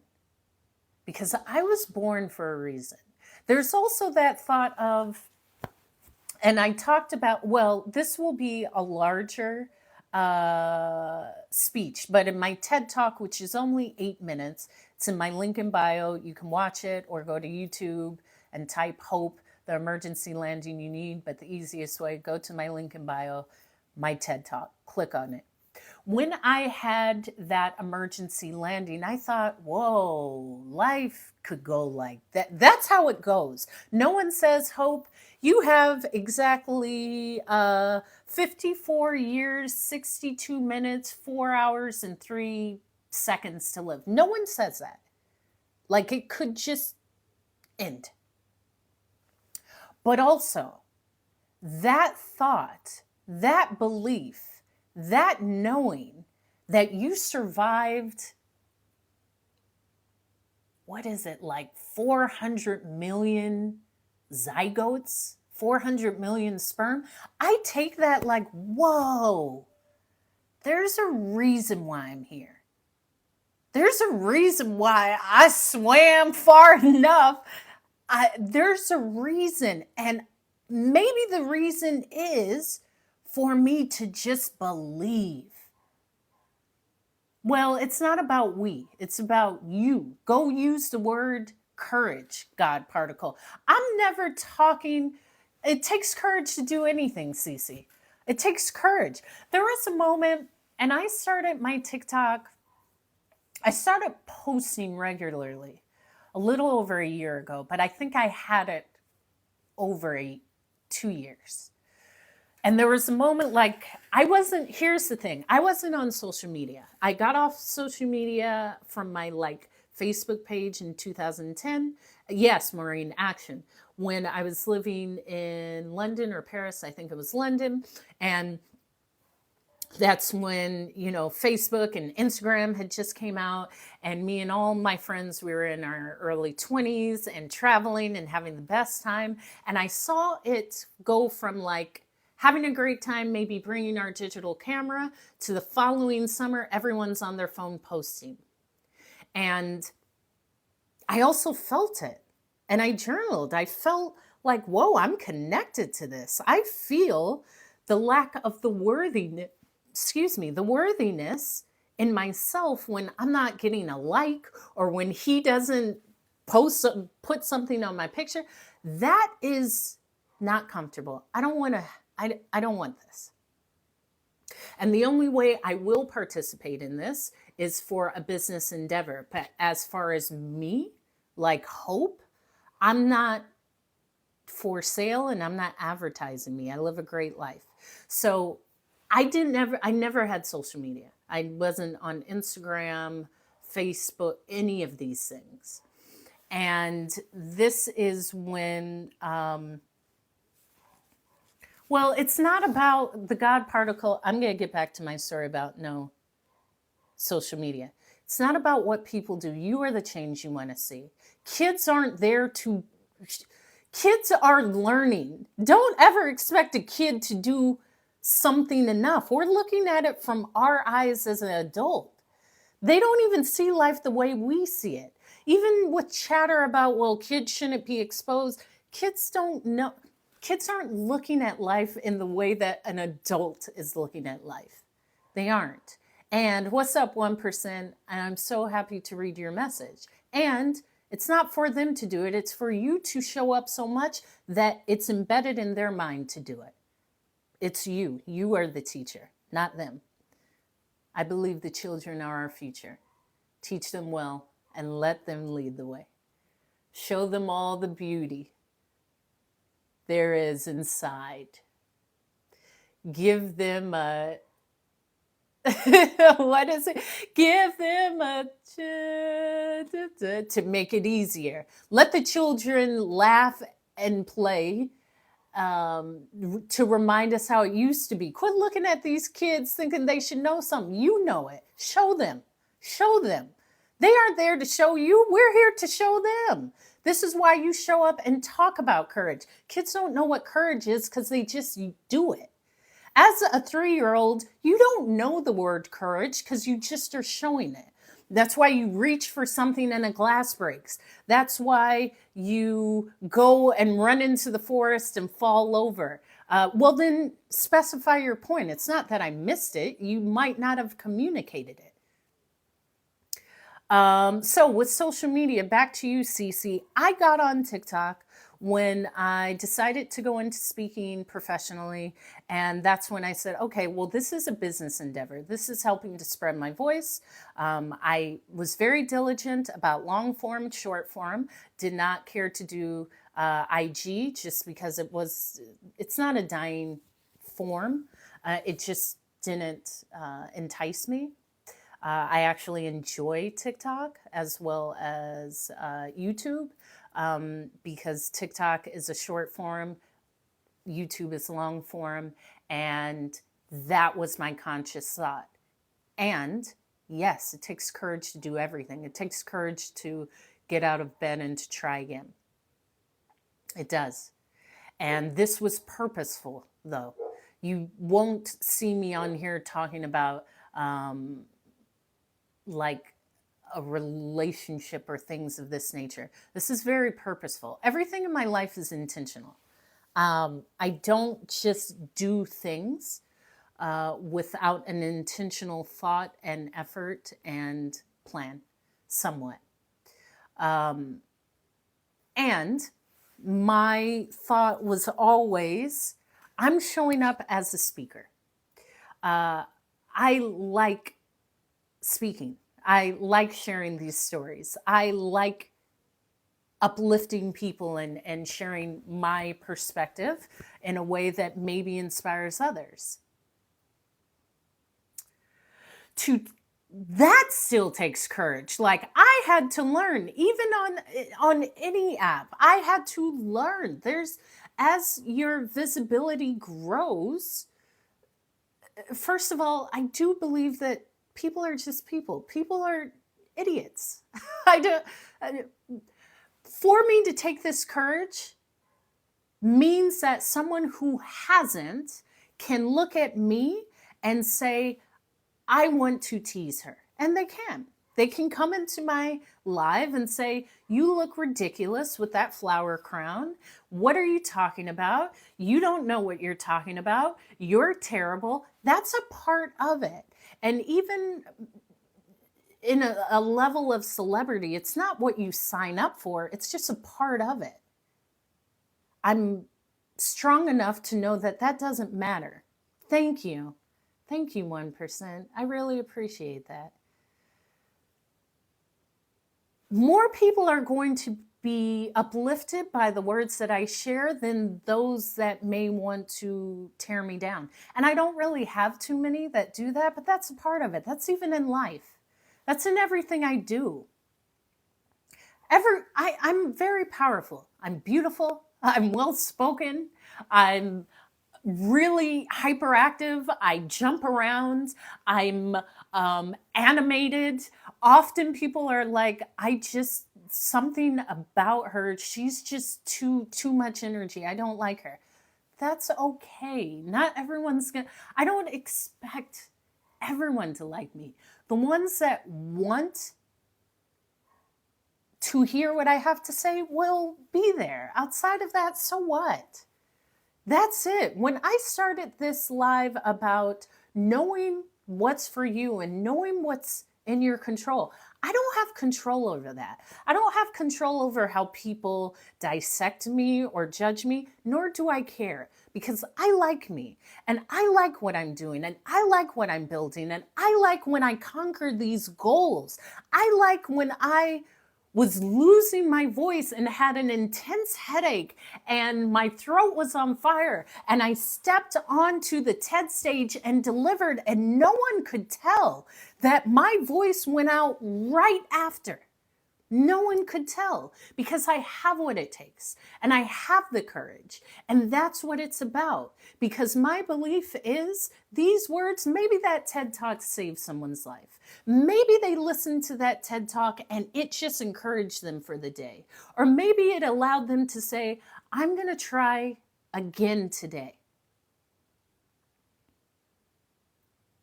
My confidence is unwavering. I don't care about these mofos. If you listen, I got a mama and a daddy that love me. My mom's about to make me a pound cake, okay? And I make cakes and stuff too, but that's what matters. Someone who's on the internet or even in real life who doesn't actually know me or it's okay. That's part of it. That's how I see it, because I know the end goal. The end goal isn't for everyone to like me. The end goal is for me to like me. The end goal is for me to continue on this journey that I committed to. The end goal is to show someone, hey, whatever you think you can do or that you're great at, do it. That's it. Not you have to go to school to do this and you have to be able that everyone likes what you're doing and you have to have a skill that people understand. I don't subscribe to that. Thank you, Petkov. I don't subscribe to that. I live in a fantasy world. I really do. Because this thing called life can be strange, or it can be beautiful, or it can be magnanimous, and it can be magical, it can be blessed, it can be abundant, it can be a learning adventure. And this is what I take it as, an adventure to learn and to inspire myself. And if someone else is inspired, then that's why I was born. Then that's why I was born. I'm not ever, and again, the God particle, the goal for me is never to look outside. I'm never seeking outside validation. The goal is never to say, why don't I have a bigger follow? People will come as they come. It's also timing. Like the fact that when I hit, thank you for asking, Maureen. My father is doing quite well. I have a funny story about that, because those roses that I picked that I was doing my floral arrangements yesterday on live, my father is a very old school manly man, born in 1947, was in the military, alpha business owner in the church. Like my father is, if my mom gave him coffee in a pink cup, like one of her mugs, he wouldn't drink from it. My father is very idealistic, old-fashioned masculine. Like man takes care of you, like my father is like that. So anyway, I brought him, some roses. And my mom's like, your father does not like roses. Girl, it's too feminine. However, I do. I have to laugh at life. Life is hilarious. Life is hilarious. So I brought him some roses. He was in ICU. Then he came from the ICU to like a lower stage ICU. And then he went into a rehabilitation care center before he comes back home. So that's where he's at until he's strong enough to be back home. And so we go visit him. But this facility had a COVID outbreak. So there was actually no visitors. We had to call to schedule an appointment. an hour at a time. And we were going to see my dad like twice a day in the hospital. We always go and visit my dad. So it was it was an adjustment. However, what I learned is uh, if I'm 40, my parents have been married, I think 46 years. Uh, and this is why I say I enjoy my space, because my parents have always enjoyed their spaces. And I see like a bit of my mom just saying, okay, I can like take a shower and go to sleep. My husband's okay. And I enjoy this time because my mom helps my dad a lot every day, from showering to getting dressed to sometimes she's always here by him, and just being a full-time caregiver, although there's people that come 3 days a week to help with my father. It is taxing. And anyone who's a caregiver, take time for yourself, because often that's not told to caregivers. And so in saying that, I saw my dad, we went to go see him, and it's hilarious because this is at the VA, because my dad is a veteran, and I'm always supportive of veterans and the VA system, which has been incredible. I volunteer and I speak very highly of that. So when we went to the self-care, especially for caregivers, when we went to this rehabilitation center, which he had been in, he was in this center for almost 2 months when he had a stroke like 8 years ago. It was different because this was pre-COVID. Now, after COVID, and there was a COVID outbreak, we went to the front. Ain't nobody at the front. Ain't nobody sitting there. There's a computer where they check you in and say, okay, go to room. Ain't nobody there. So me and my mom, which was hilarious, when we went to go see my dad, first of all, it's like a motorized glass door where you walk in. Well, it's locked. So you ring a bell where there is a video where they can see you and you can say, hey, I'm here to visit my father, and they'll bring you in and you have to put on a mask. Well, we were ringing the bell and ain't nobody coming to open the door, right? So I said, Mom, I'm going to come sit here on this bench because it's a beautiful brand new facility and they have rose bushes. I said, I'm going to sit over here by these rose bushes. You can go ahead and ring that bell as much as you want to, but they ain't coming. They chilling. They drinking a Diet Coke. I don't know where these nurses are, but they ain't coming to the front. I don't know where they at, but they ain't coming to the front. So I'm going to sit down. So we arrived at about 4:45. Our appointment was from 5 to 6. And I said, Mom, we have 15 minutes to wait.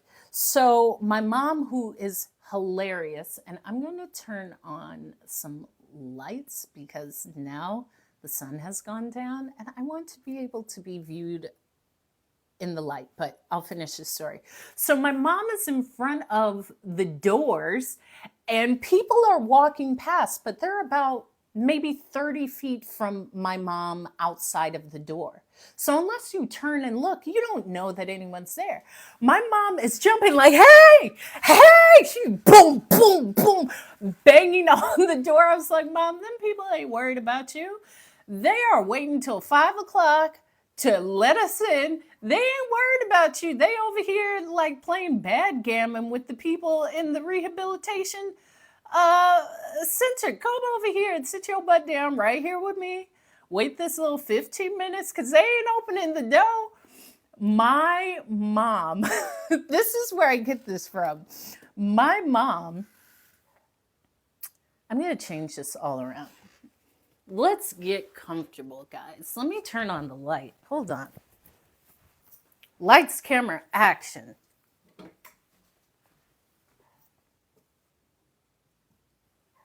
Okay.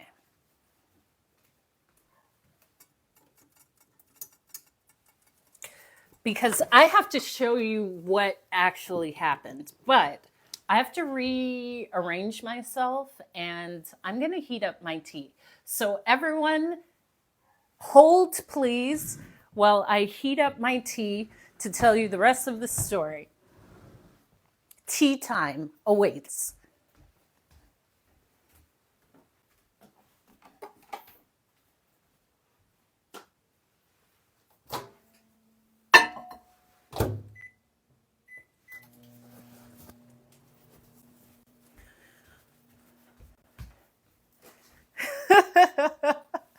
Thank you, Maureen, oh my gosh, Maureen, it gets even better.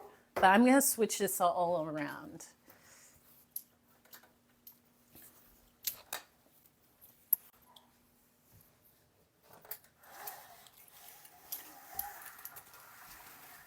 We'll have a little bit of a longer live today because why not?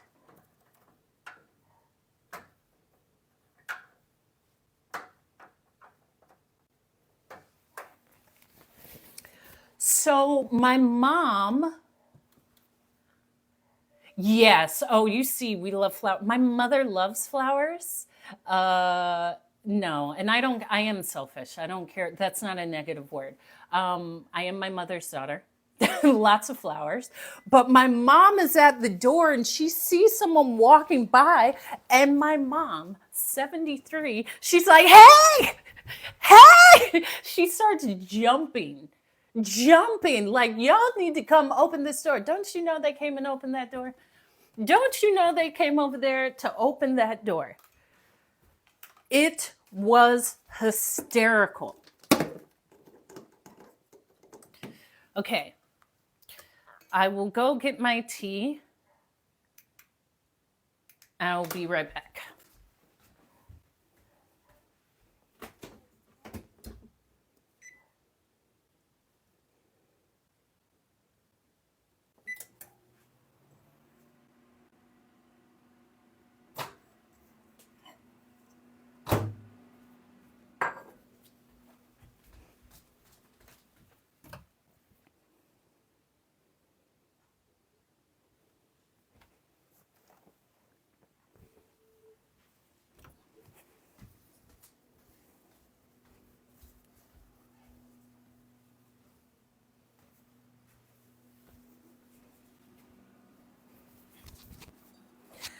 Okay. Wonderful. So, yes, that was hilarious.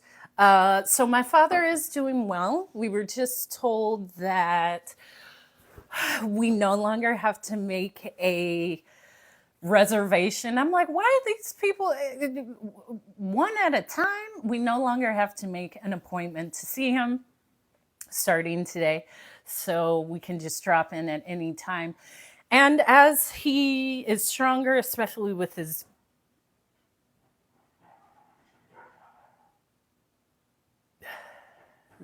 dogs, breathing, he'll come home. So between Christmas or New Year's, as long as he is strong. As long as he is strong. And I've never had this. Thank you, Zach Black, for the rose. I've never had this. I was like, Mom, I see why you're enjoying this. Because this is like, other than the time that he had his stroke about 8 years ago or 9 years ago, this is like a separation.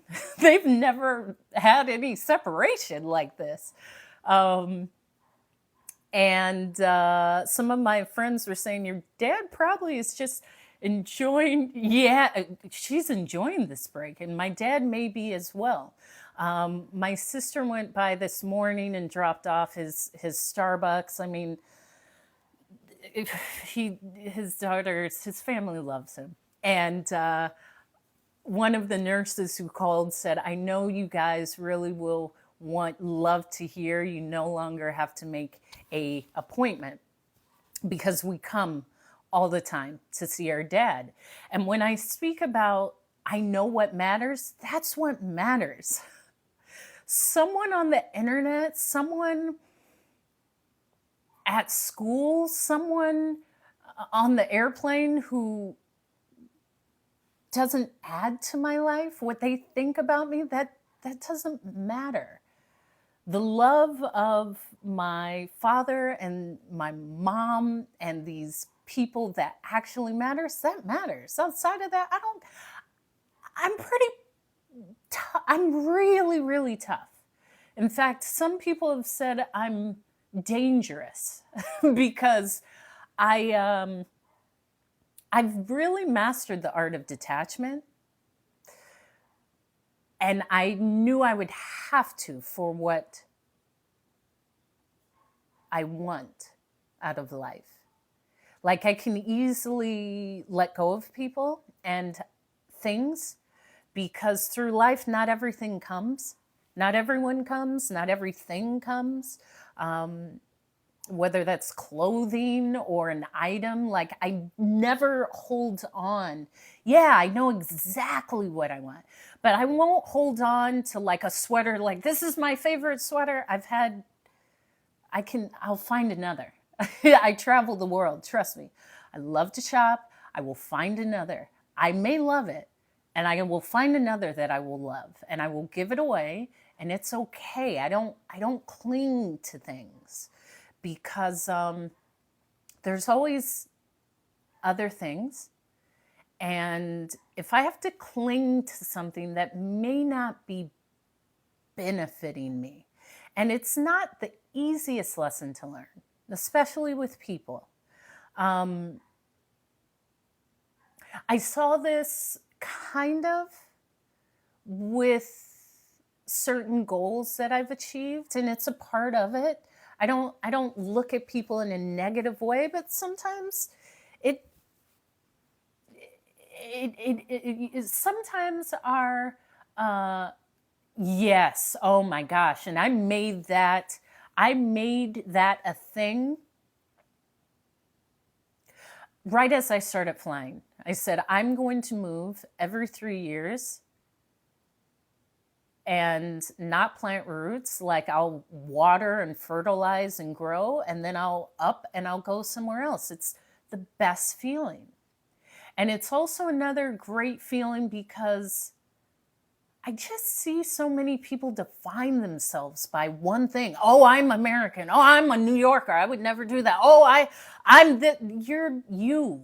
You're not anything. Like a place doesn't define you. Me and my sisters are all from the same place, and we're all in different professions, areas, geographic locations. Like I define me, not a place, not a person, not a music, not a society, not a religion, nothing. I define me.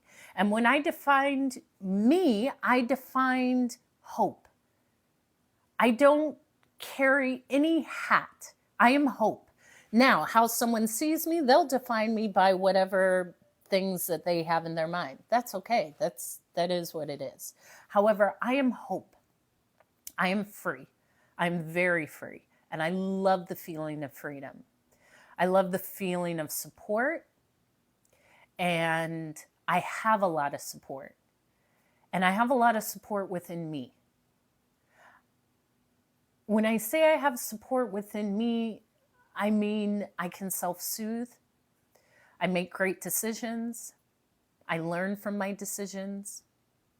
I'm able to, yeah, and the example is what you want it to be. Like someone else's view of decisions I've made may not be the best example, but it's my perspective.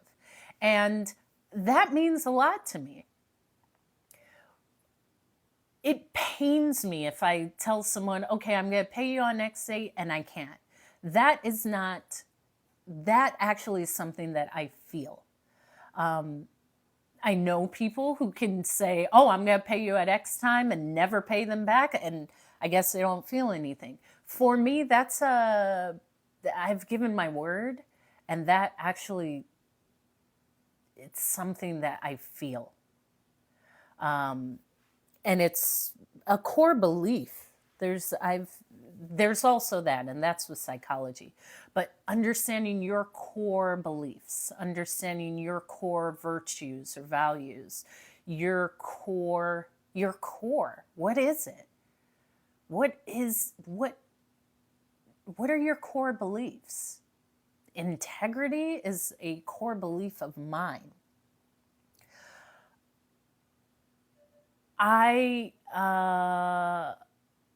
Yes. Yeah, self-knowledge growth. Yeah, and listen, I'll tell you all the stories because as I say, I've lived a colorful life. This is why I can talk about a lot because I've lived a colorful life. I've tried a lot of things. And I tell my nieces, ask me. I've probably done it. And if I haven't, I probably know someone who has. However, I've been in a lot of precarious situations and you survive, you live. Like you're not going to explode. You won't. And the beauty of life is the continuance. Like, whoa, look what I made it to. This is incredible. And even in this journey now, I was intentional because there was a time where I've always known that I've had a power and a strength and a truth, and that I could accomplish many things. And I had an understanding that certain things could only be accomplished not by me. Like, if it was an amount of wealth that could only come through my partner, it couldn't be made through me.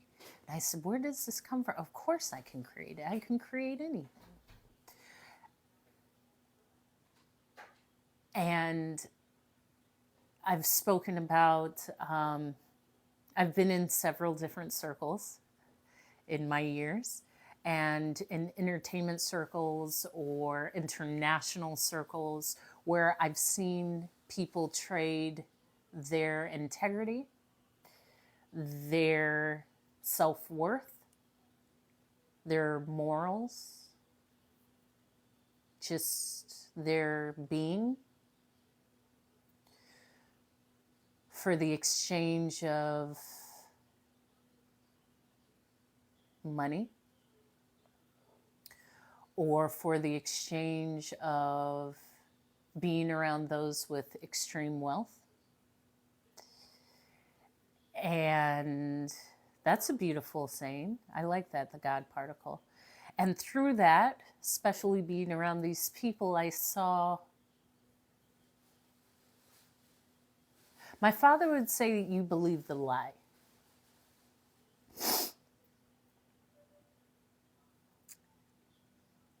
And there's a truth within us.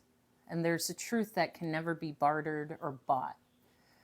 I say that with full belief. I can never be bought.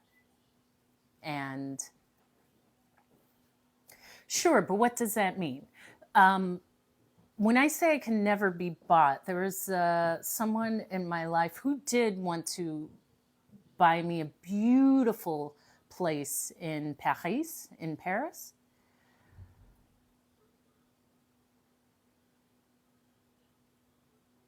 And the trade-off was in it. That's not a trade-off. Not needing a person is great, but how far does that go? Because that's easy to say if a person can't offer you much. But if the person can offer you everything you've ever wanted, you want a mansion in Morocco, they'll buy it for you. You want to fly around the world in a private jet with every designer, they'll give that to you. But you don't actually want them. You just want what they have.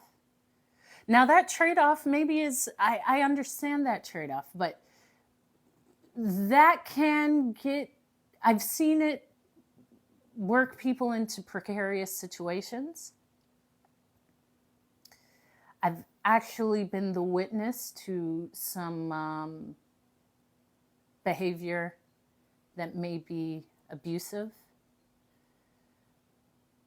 and how the trade-off of what is considered wealth or money or attention is the trade-off. Money doesn't take away that feeling. Even in immense amounts. When you have to look at yourself in the mirror every morning, and you have to go to sleep every night knowing the trade-off, it's not a good feeling. And there's people that may not have given the trade-off if they had to do it over again. And when I say I'm speaking, it comes from a real place, because I've been in some exclusive spaces, but people are just people. And to see people trade their personality or their dignity just to be around someone is understandable. It's just not a trade-off for me.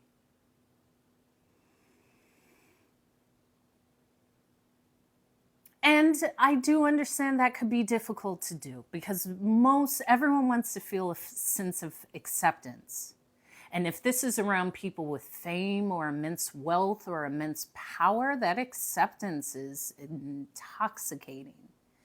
And it's not always easy to say, yeah, no, I still won't take it. Most people would say yes. There's always this thought of like money corrupting people. Most people are easily corrupted with money, and a smaller amount, like let alone a large amount. That's easy to do. And I don't look at that negatively. I think of that as something to learn.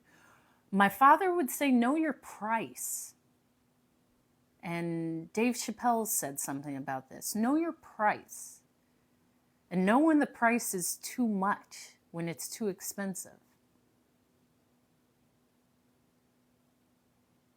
And if you don't know the price, if you don't know your price, if you don't know your absolute no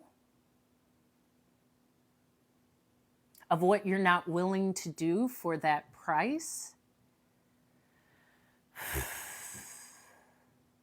that can become an interesting set of circumstances. And when I said I can't be bought, I love saying that,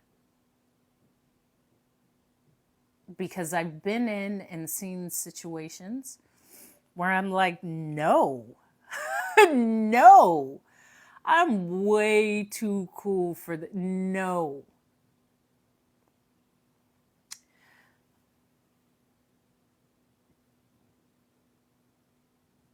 For me, speaking and this career path that I've chosen is my, it's my passion, but it's actually the second journey. The first journey of traveling and being the flight attendant was to gather information and maybe to go to these places and see the things that others could not see, to build this voice, to build the stories, to build these things, to share. Maybe to share the gospel, the good news, the upliftment. And now is where the rubber meets the road. Because there are some tests. There are some tests. How bad do you want it? And when I come on and speak, and I don't know, Cece, if you're still in the chat, it always takes courage. I've been wanting to do this for years. I started it at the right point. I believe when I had the first inclination to become a speaker, I was still living in London. It wasn't time yet. I mean, I believe everything is timing, but I still had to live more to have lessons and stories to be able to authentically speak and share. But there was a time where I was like, I will never, as much as I want a YouTube, I don't want those eyes. I don't want to be critiqued. I don't want to be judged, because I've always been judged. This beautiful, unique character that you see has been built because of some of the hurtful words of others. I had to get to a place where I said, I don't care, because I've always heard it. And that's a beautiful space to say, I don't care what you think. I'm going to build something that's meaningful.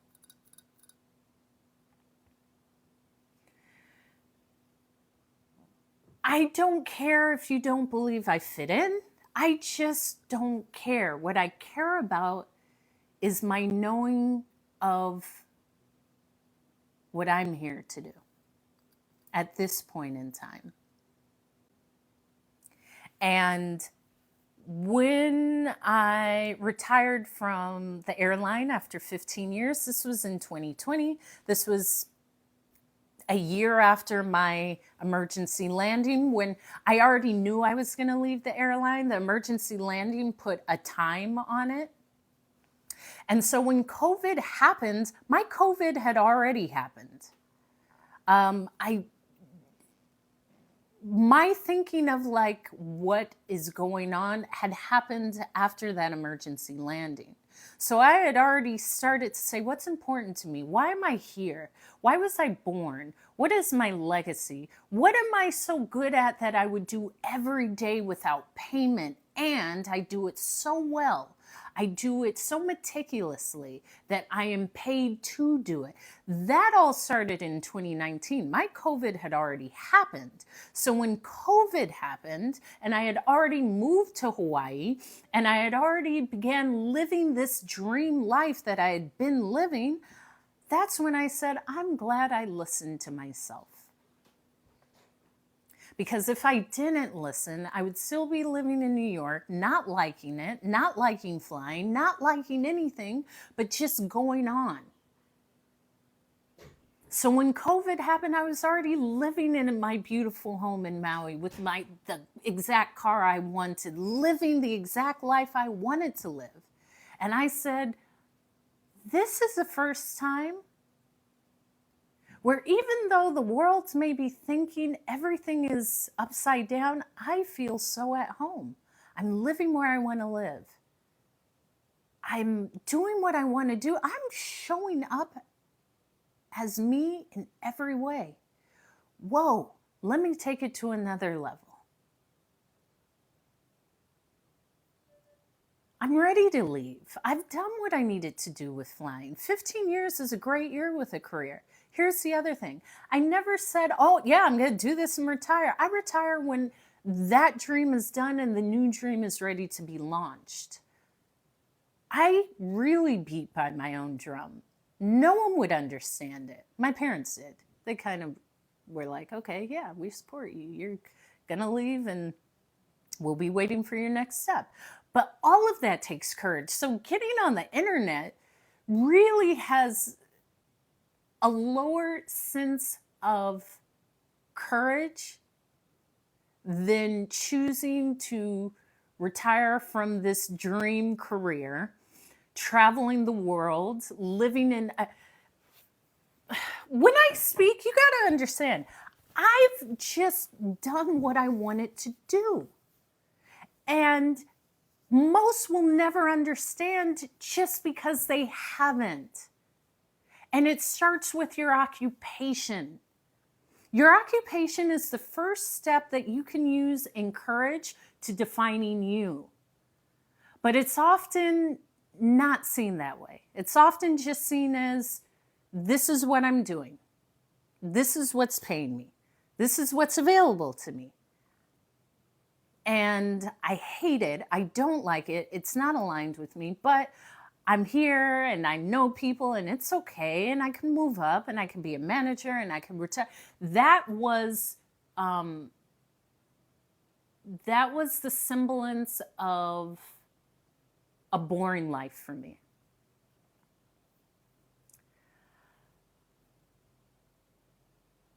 Even down to me saying, I will only live where I want to live and just doing it. That's where you see all this courage. I never said, I want to live in London, but I can't live in London. It's too expensive. I just said, there's a base in London. I'm going.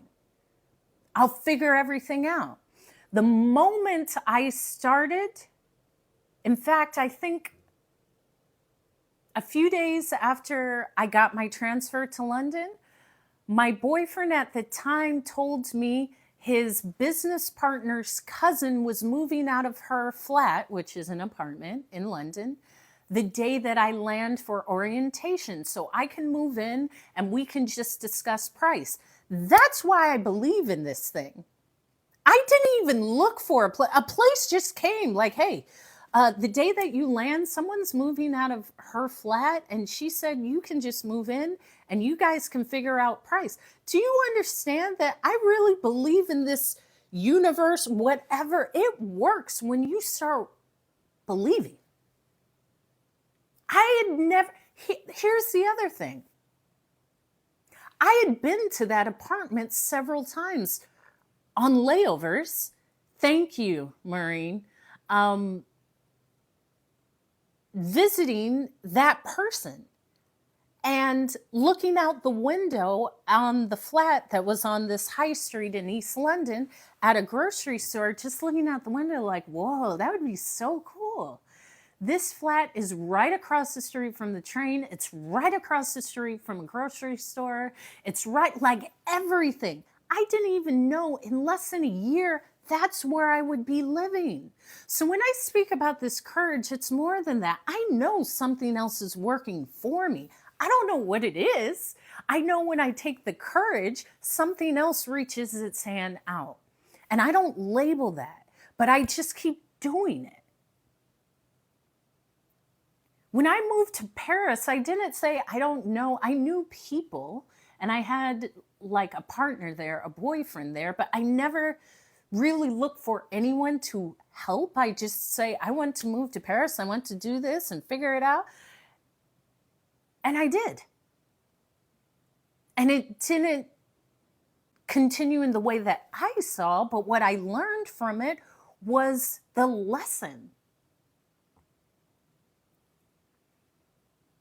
When I factored out, okay, I want to live on an island. I want to live by an ocean, not a cold ocean. I want an island. I want an island life. I like islands. I like touristy places because being the flight attendant, I love to talk. I love transient people. I am the best friend. Like if you are at a restaurant and say, hi, we're visiting, I will say, oh my gosh, go here, go here, go here. I'll write you a list. I'll meet you there. I'll join you on the hike. That is me. I want to do that. I want to experience that. I've lived in touristy cities. Like I've lived in major cities for all of my adult life. I'm ready to slow down. Like these cities are great, but they're not. You will never hear me speak highly of New York, except for Chinatown and the restaurants. And there's a lot of international markets and shops, which I love. But I don't like New York. I've never liked New York. I did not really enjoy living in New York. However, I was still traveling because I was still flying. So I wasn't there 365 days a year. I am, and I love that word, gregarious. Thank you. I think cities, especially like New York, I think they're great for a short amount of time. I think they're great when you have multiple homes. I think it's great, like, oh, I go to New York in the springtime and then I go to my country home. That's how I talk. I don't think of one place. I think of, oh, yeah, my home in Hawaii and then my home in France and then my home in somewhere else and then my pied de terre in London and then my home. And that's really how I've always seen my life. Why not? I don't say I think these things, but that's not possible. I can never do that. Nothing's possible. Nothing is impossible. I don't know how it'll come, but it will. I just believe it, and I just keep going forward. I don't think that anything that I see for me is impossible. I know that if I have the courage to believe that it's for me, it will just lay itself for me in the way that it comes. But because of this life, as I share with you these places I've lived, or just, yeah, moving to Hawaii, I don't know anyone. I don't need to know anyone. People need to know me. The island's better because I'm there. That's my thought. What will I learn? What will I have to let go of? How will I grow? I had to learn how to drive again on these little Hawaiian windy roads. I hadn't driven for 15 years. I'd lived in all these major cities and taken public transportation. Now I have to learn how to drive on these little tiny roads. Like, there's things that you have to experience and pick up in new places. I love that. I love the culture and the history of the Hawaiian people. I believe there's an element of me that is from there. I love everything about it. The air, the vegetation, the new recipes I learned, the new historical facts I learned. Yeah, I'm a long-term expat. Like, there's so much that can be learned. And I love who loves to learn about me. Here's the other thing. There's always lovely friends that I meet and new gentlemen that love to engage with me, and I'm open to that. I am always open to these new experiences with pleasure. I appreciate you saying that, 1%. And here's the other thing. Someone may need to see me. I don't speak about color much because, to me, as much as I've traveled, it really doesn't have the weight that some see it. However, I do understand that my act of living is the revolt. That's just it. Everywhere I travel, everywhere that people see my smile and my voice, and they're like, who is this girl running up this mountain with a flower crown on with red lipstick? Like, it's hilarious to me. But maybe someone just needs to see that to just embrace what that means to them. Because people's outside is just our covering for this experience. It doesn't mean anything. It doesn't, because my hair or skin color does not mean that I am this or I am that. I'm hope. I'm a bunch of things. I'm great to look at. I'm great to be around. I'm a great time. I like to say I'm a kick in the pants because I'm here to enjoy this. I've seen some things. I'm here to enjoy life. I'm not here to talk about nonsense. I'm here to have some fun. Let's go climb some mountains. Let's go climb the mountain of life. Let's go have another goal. Let's go conquer something that you thought was impossible. Which, yeah. This is why they love me. I have to say to all the gentlemen, they do listen. There's a lot to love, and I get it. I do understand. I do get it. And I'm figuring it out. I say this. Life, to me, no one knows. We're all just doing it, hoping that it works out. But I just believe and go. And I don't stay down for long. I don't get knocked down. Nothing really knocks me down. I've been evicted.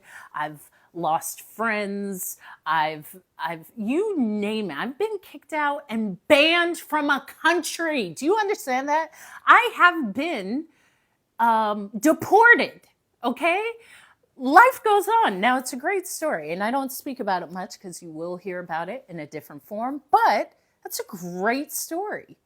Life goes on. Whoever says that they've been banned from a country? I have. Okay.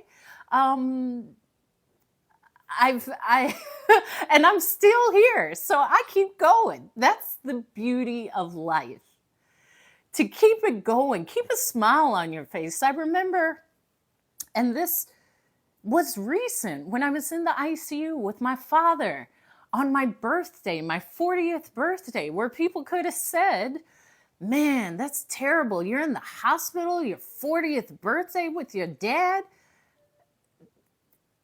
I'm here. I'm here with my father. I'm here.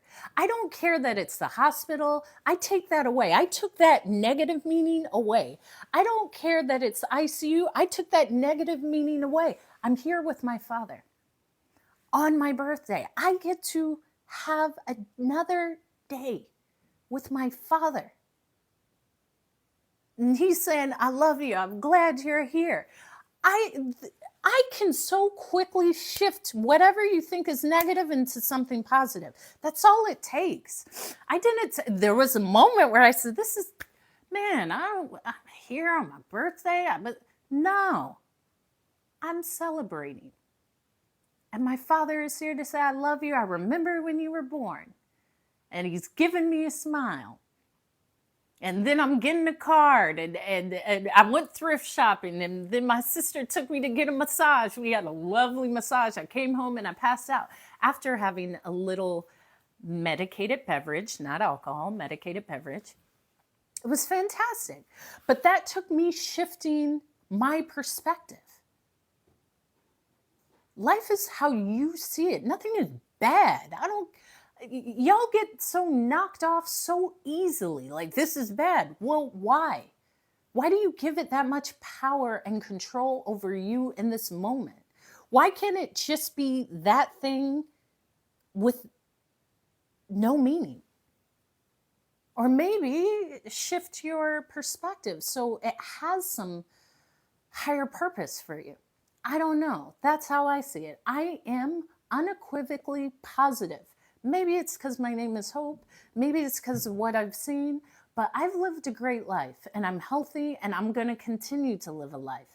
And I'm going to live until I'm a healthy, vibrant, flexible, sexy, alert, 115-year-old woman wearing Daisy Dukes, cut off shorts, cutting my flowers in the front yard in like some foreign country where people say, you know, that's Miss Hope. You know how old she is? She's 115. And people are going to say, no, she's not. She don't look 115. They're going to say, yes, she is. Go over there and ask her. That is how I see my life. That's it. I don't see my life like, that man broke up with me. Ain't nobody no. Get out of here with these stories. Sometimes it's you. A lot of times I just take the blame. Maybe it's me. Maybe this didn't work out because it's me. Okay. All right. I can move on. That's how quickly I move on from things within seconds. I remember being evicted, going to court, being evicted. And I was like, okay. Well, that happened. All right. I'll go on with my day. Maybe I'll go for a run. It doesn't bring me into this low, deep place for months. I quickly process things and let it go. Okay, what did I learn from this? Because you learned something from it. There's something I learned, and that's the benefit. But I'm not going to carry this with me for the next 6 months. Why? That doesn't bring any source of goodness, enlightenment, lesson, or love to me. Everything has to be that. They did this to me. Okay, well, what are you going to do about it? When that happened, oh, you're evicted. Okay, what am I going to do about it? I have this and that. I could do this. I can do this. I'm still friends with the guy I was renting from, the landlord. I talked to him. I said, listen, there ain't no hard feelings. You're a business person. You had to do that. We had to have a whole conversation. My dad's a business person. I don't have any ill feelings towards you. If I did not pay for X amount of time, you have to protect yourself and your investment. That's it. But we could still laugh and joke. It ain't no problem.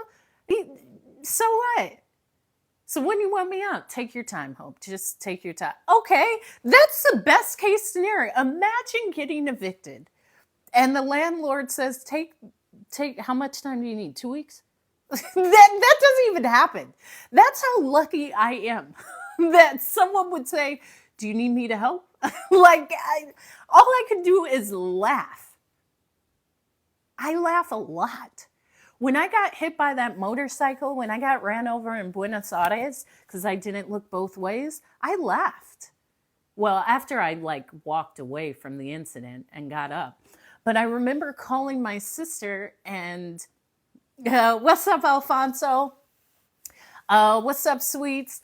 I remember telling my sister I'm staying longer in Buenos Aires because I was ran over by a motorcycle, and she started laughing. She was like, "That is hilarious. That's a joke, right?" I said, "Girl, no, I really got ran over." She said, "Of course you're serious."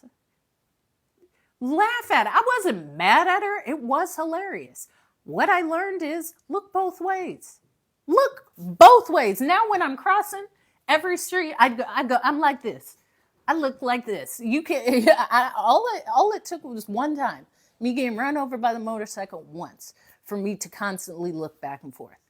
That's what I learned. Okay? You learn from it. If you don't learn from it, that is a problem. Okay? So, breakups too. But with all my breakups, I was the one breaking up. And yeah, lesson learned. Yeah, but that was years ago. That was a long time ago. That was maybe 2012.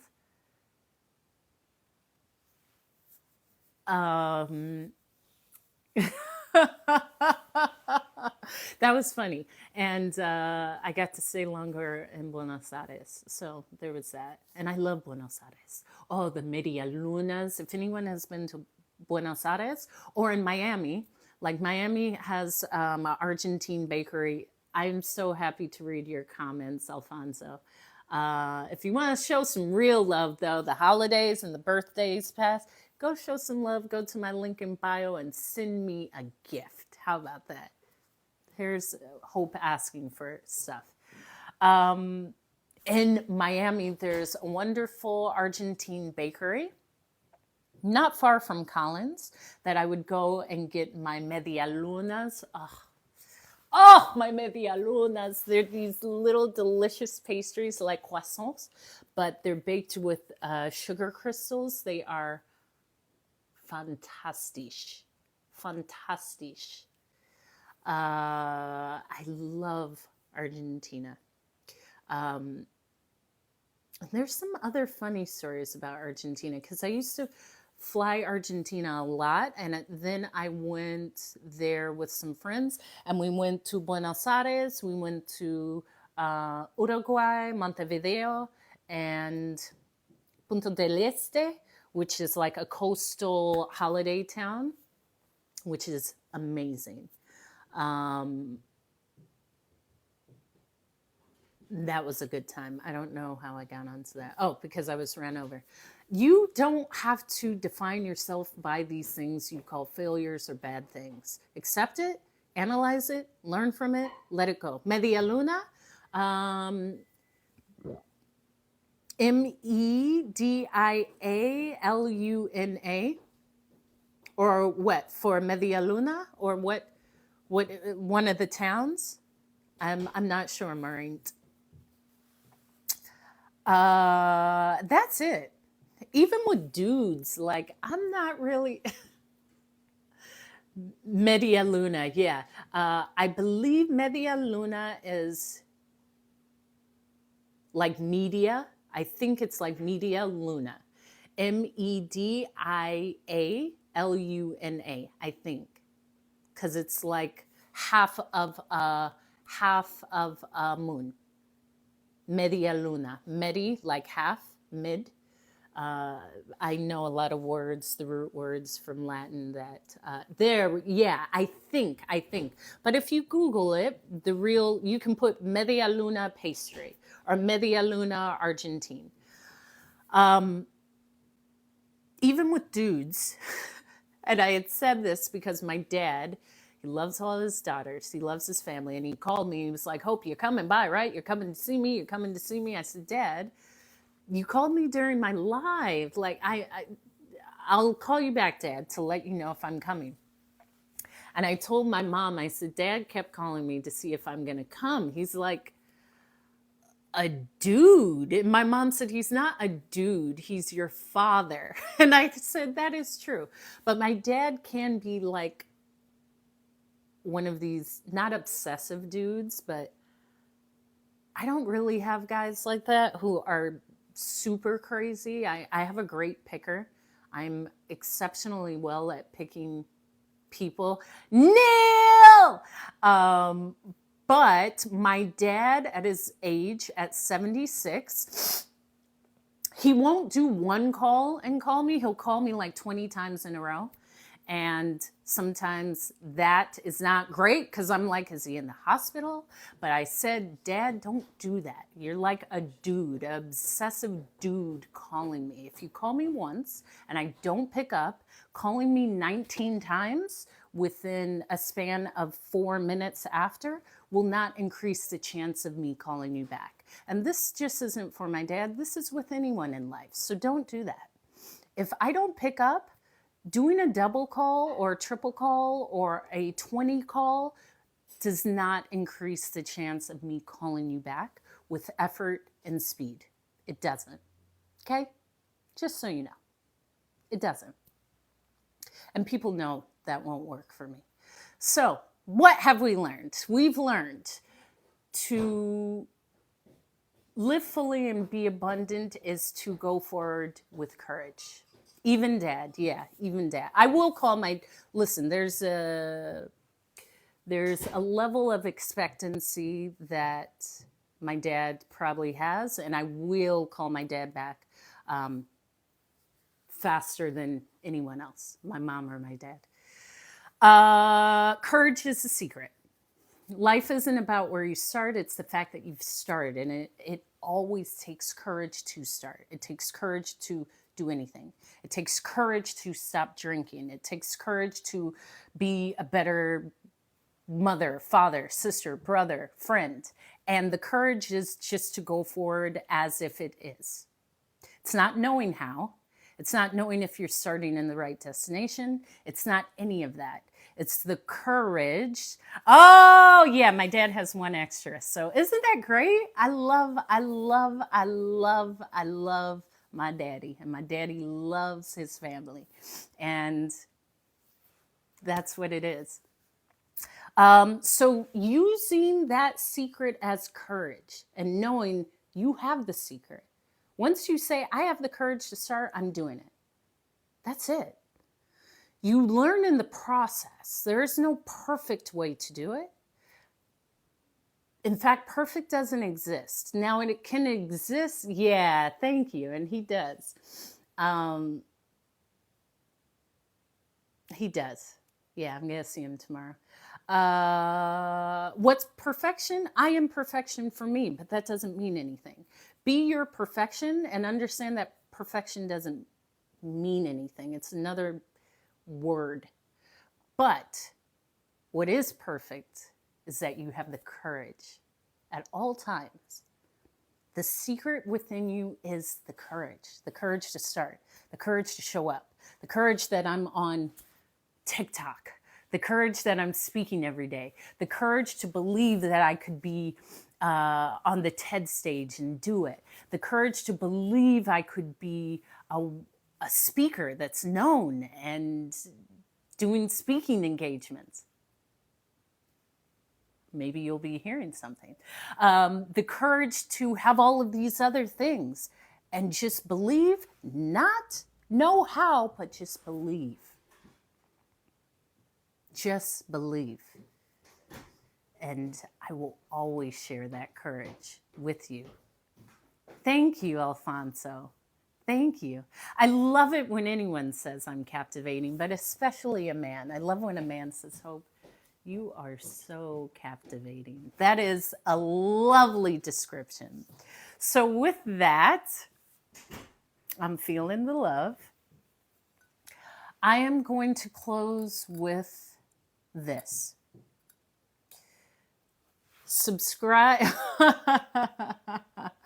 Subscribe to my YouTube, because all of my lives, as well as other encouraging content, professional speaking content, how to be your better you content, me going outside and hiking content, is all on my YouTube channel, Hope is Speaking. Also, my link in bio has the direct link to this microphone that I always use, which is amazing. I will always say great things about it because it is a fantastic mic. My link in bio, it's the Boya microphone, BOYA.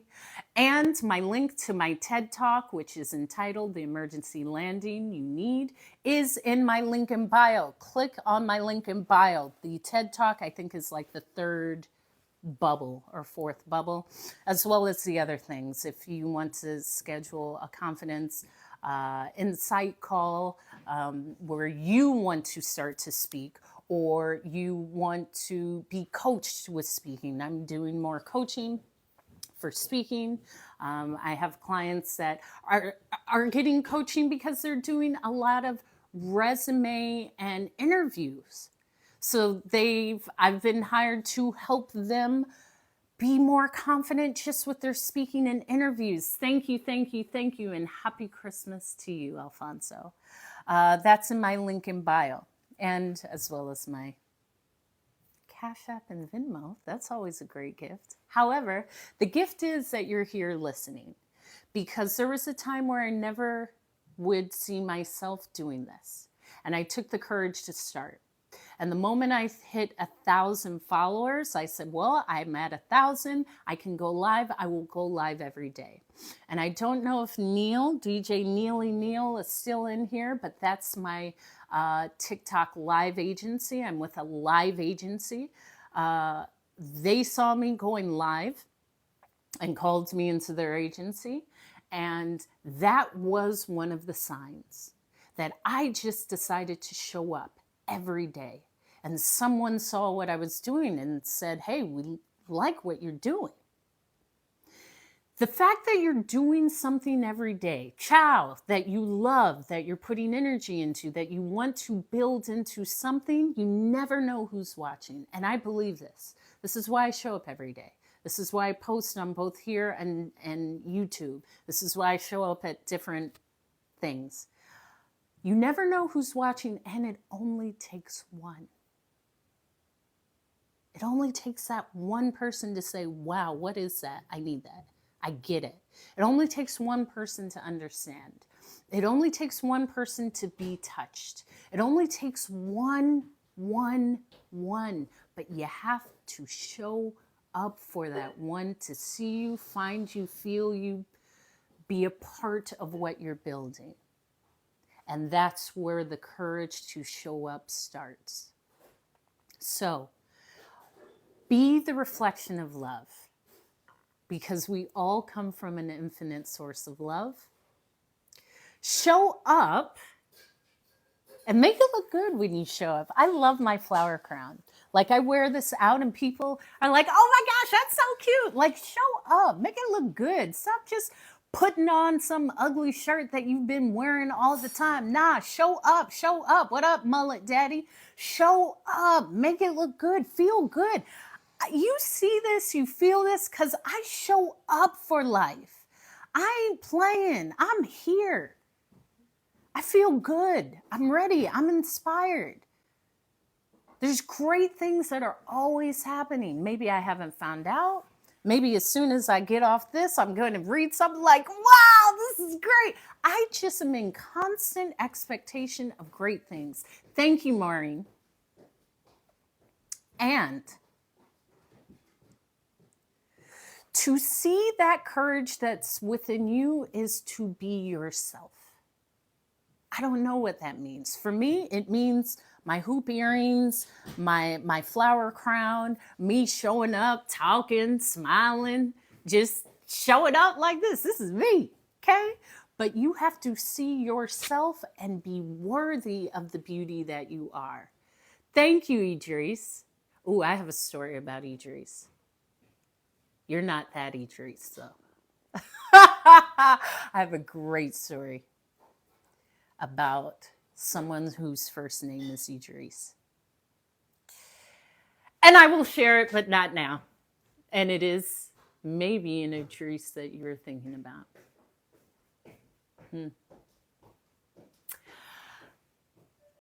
I'm finishing my tea. Subscribe to my YouTube and continue. Follow me because I will be doing a giveaway of all of these beautiful citruses that I'm dehydrating and other things I'm making, maybe like rose petals in the potpourri.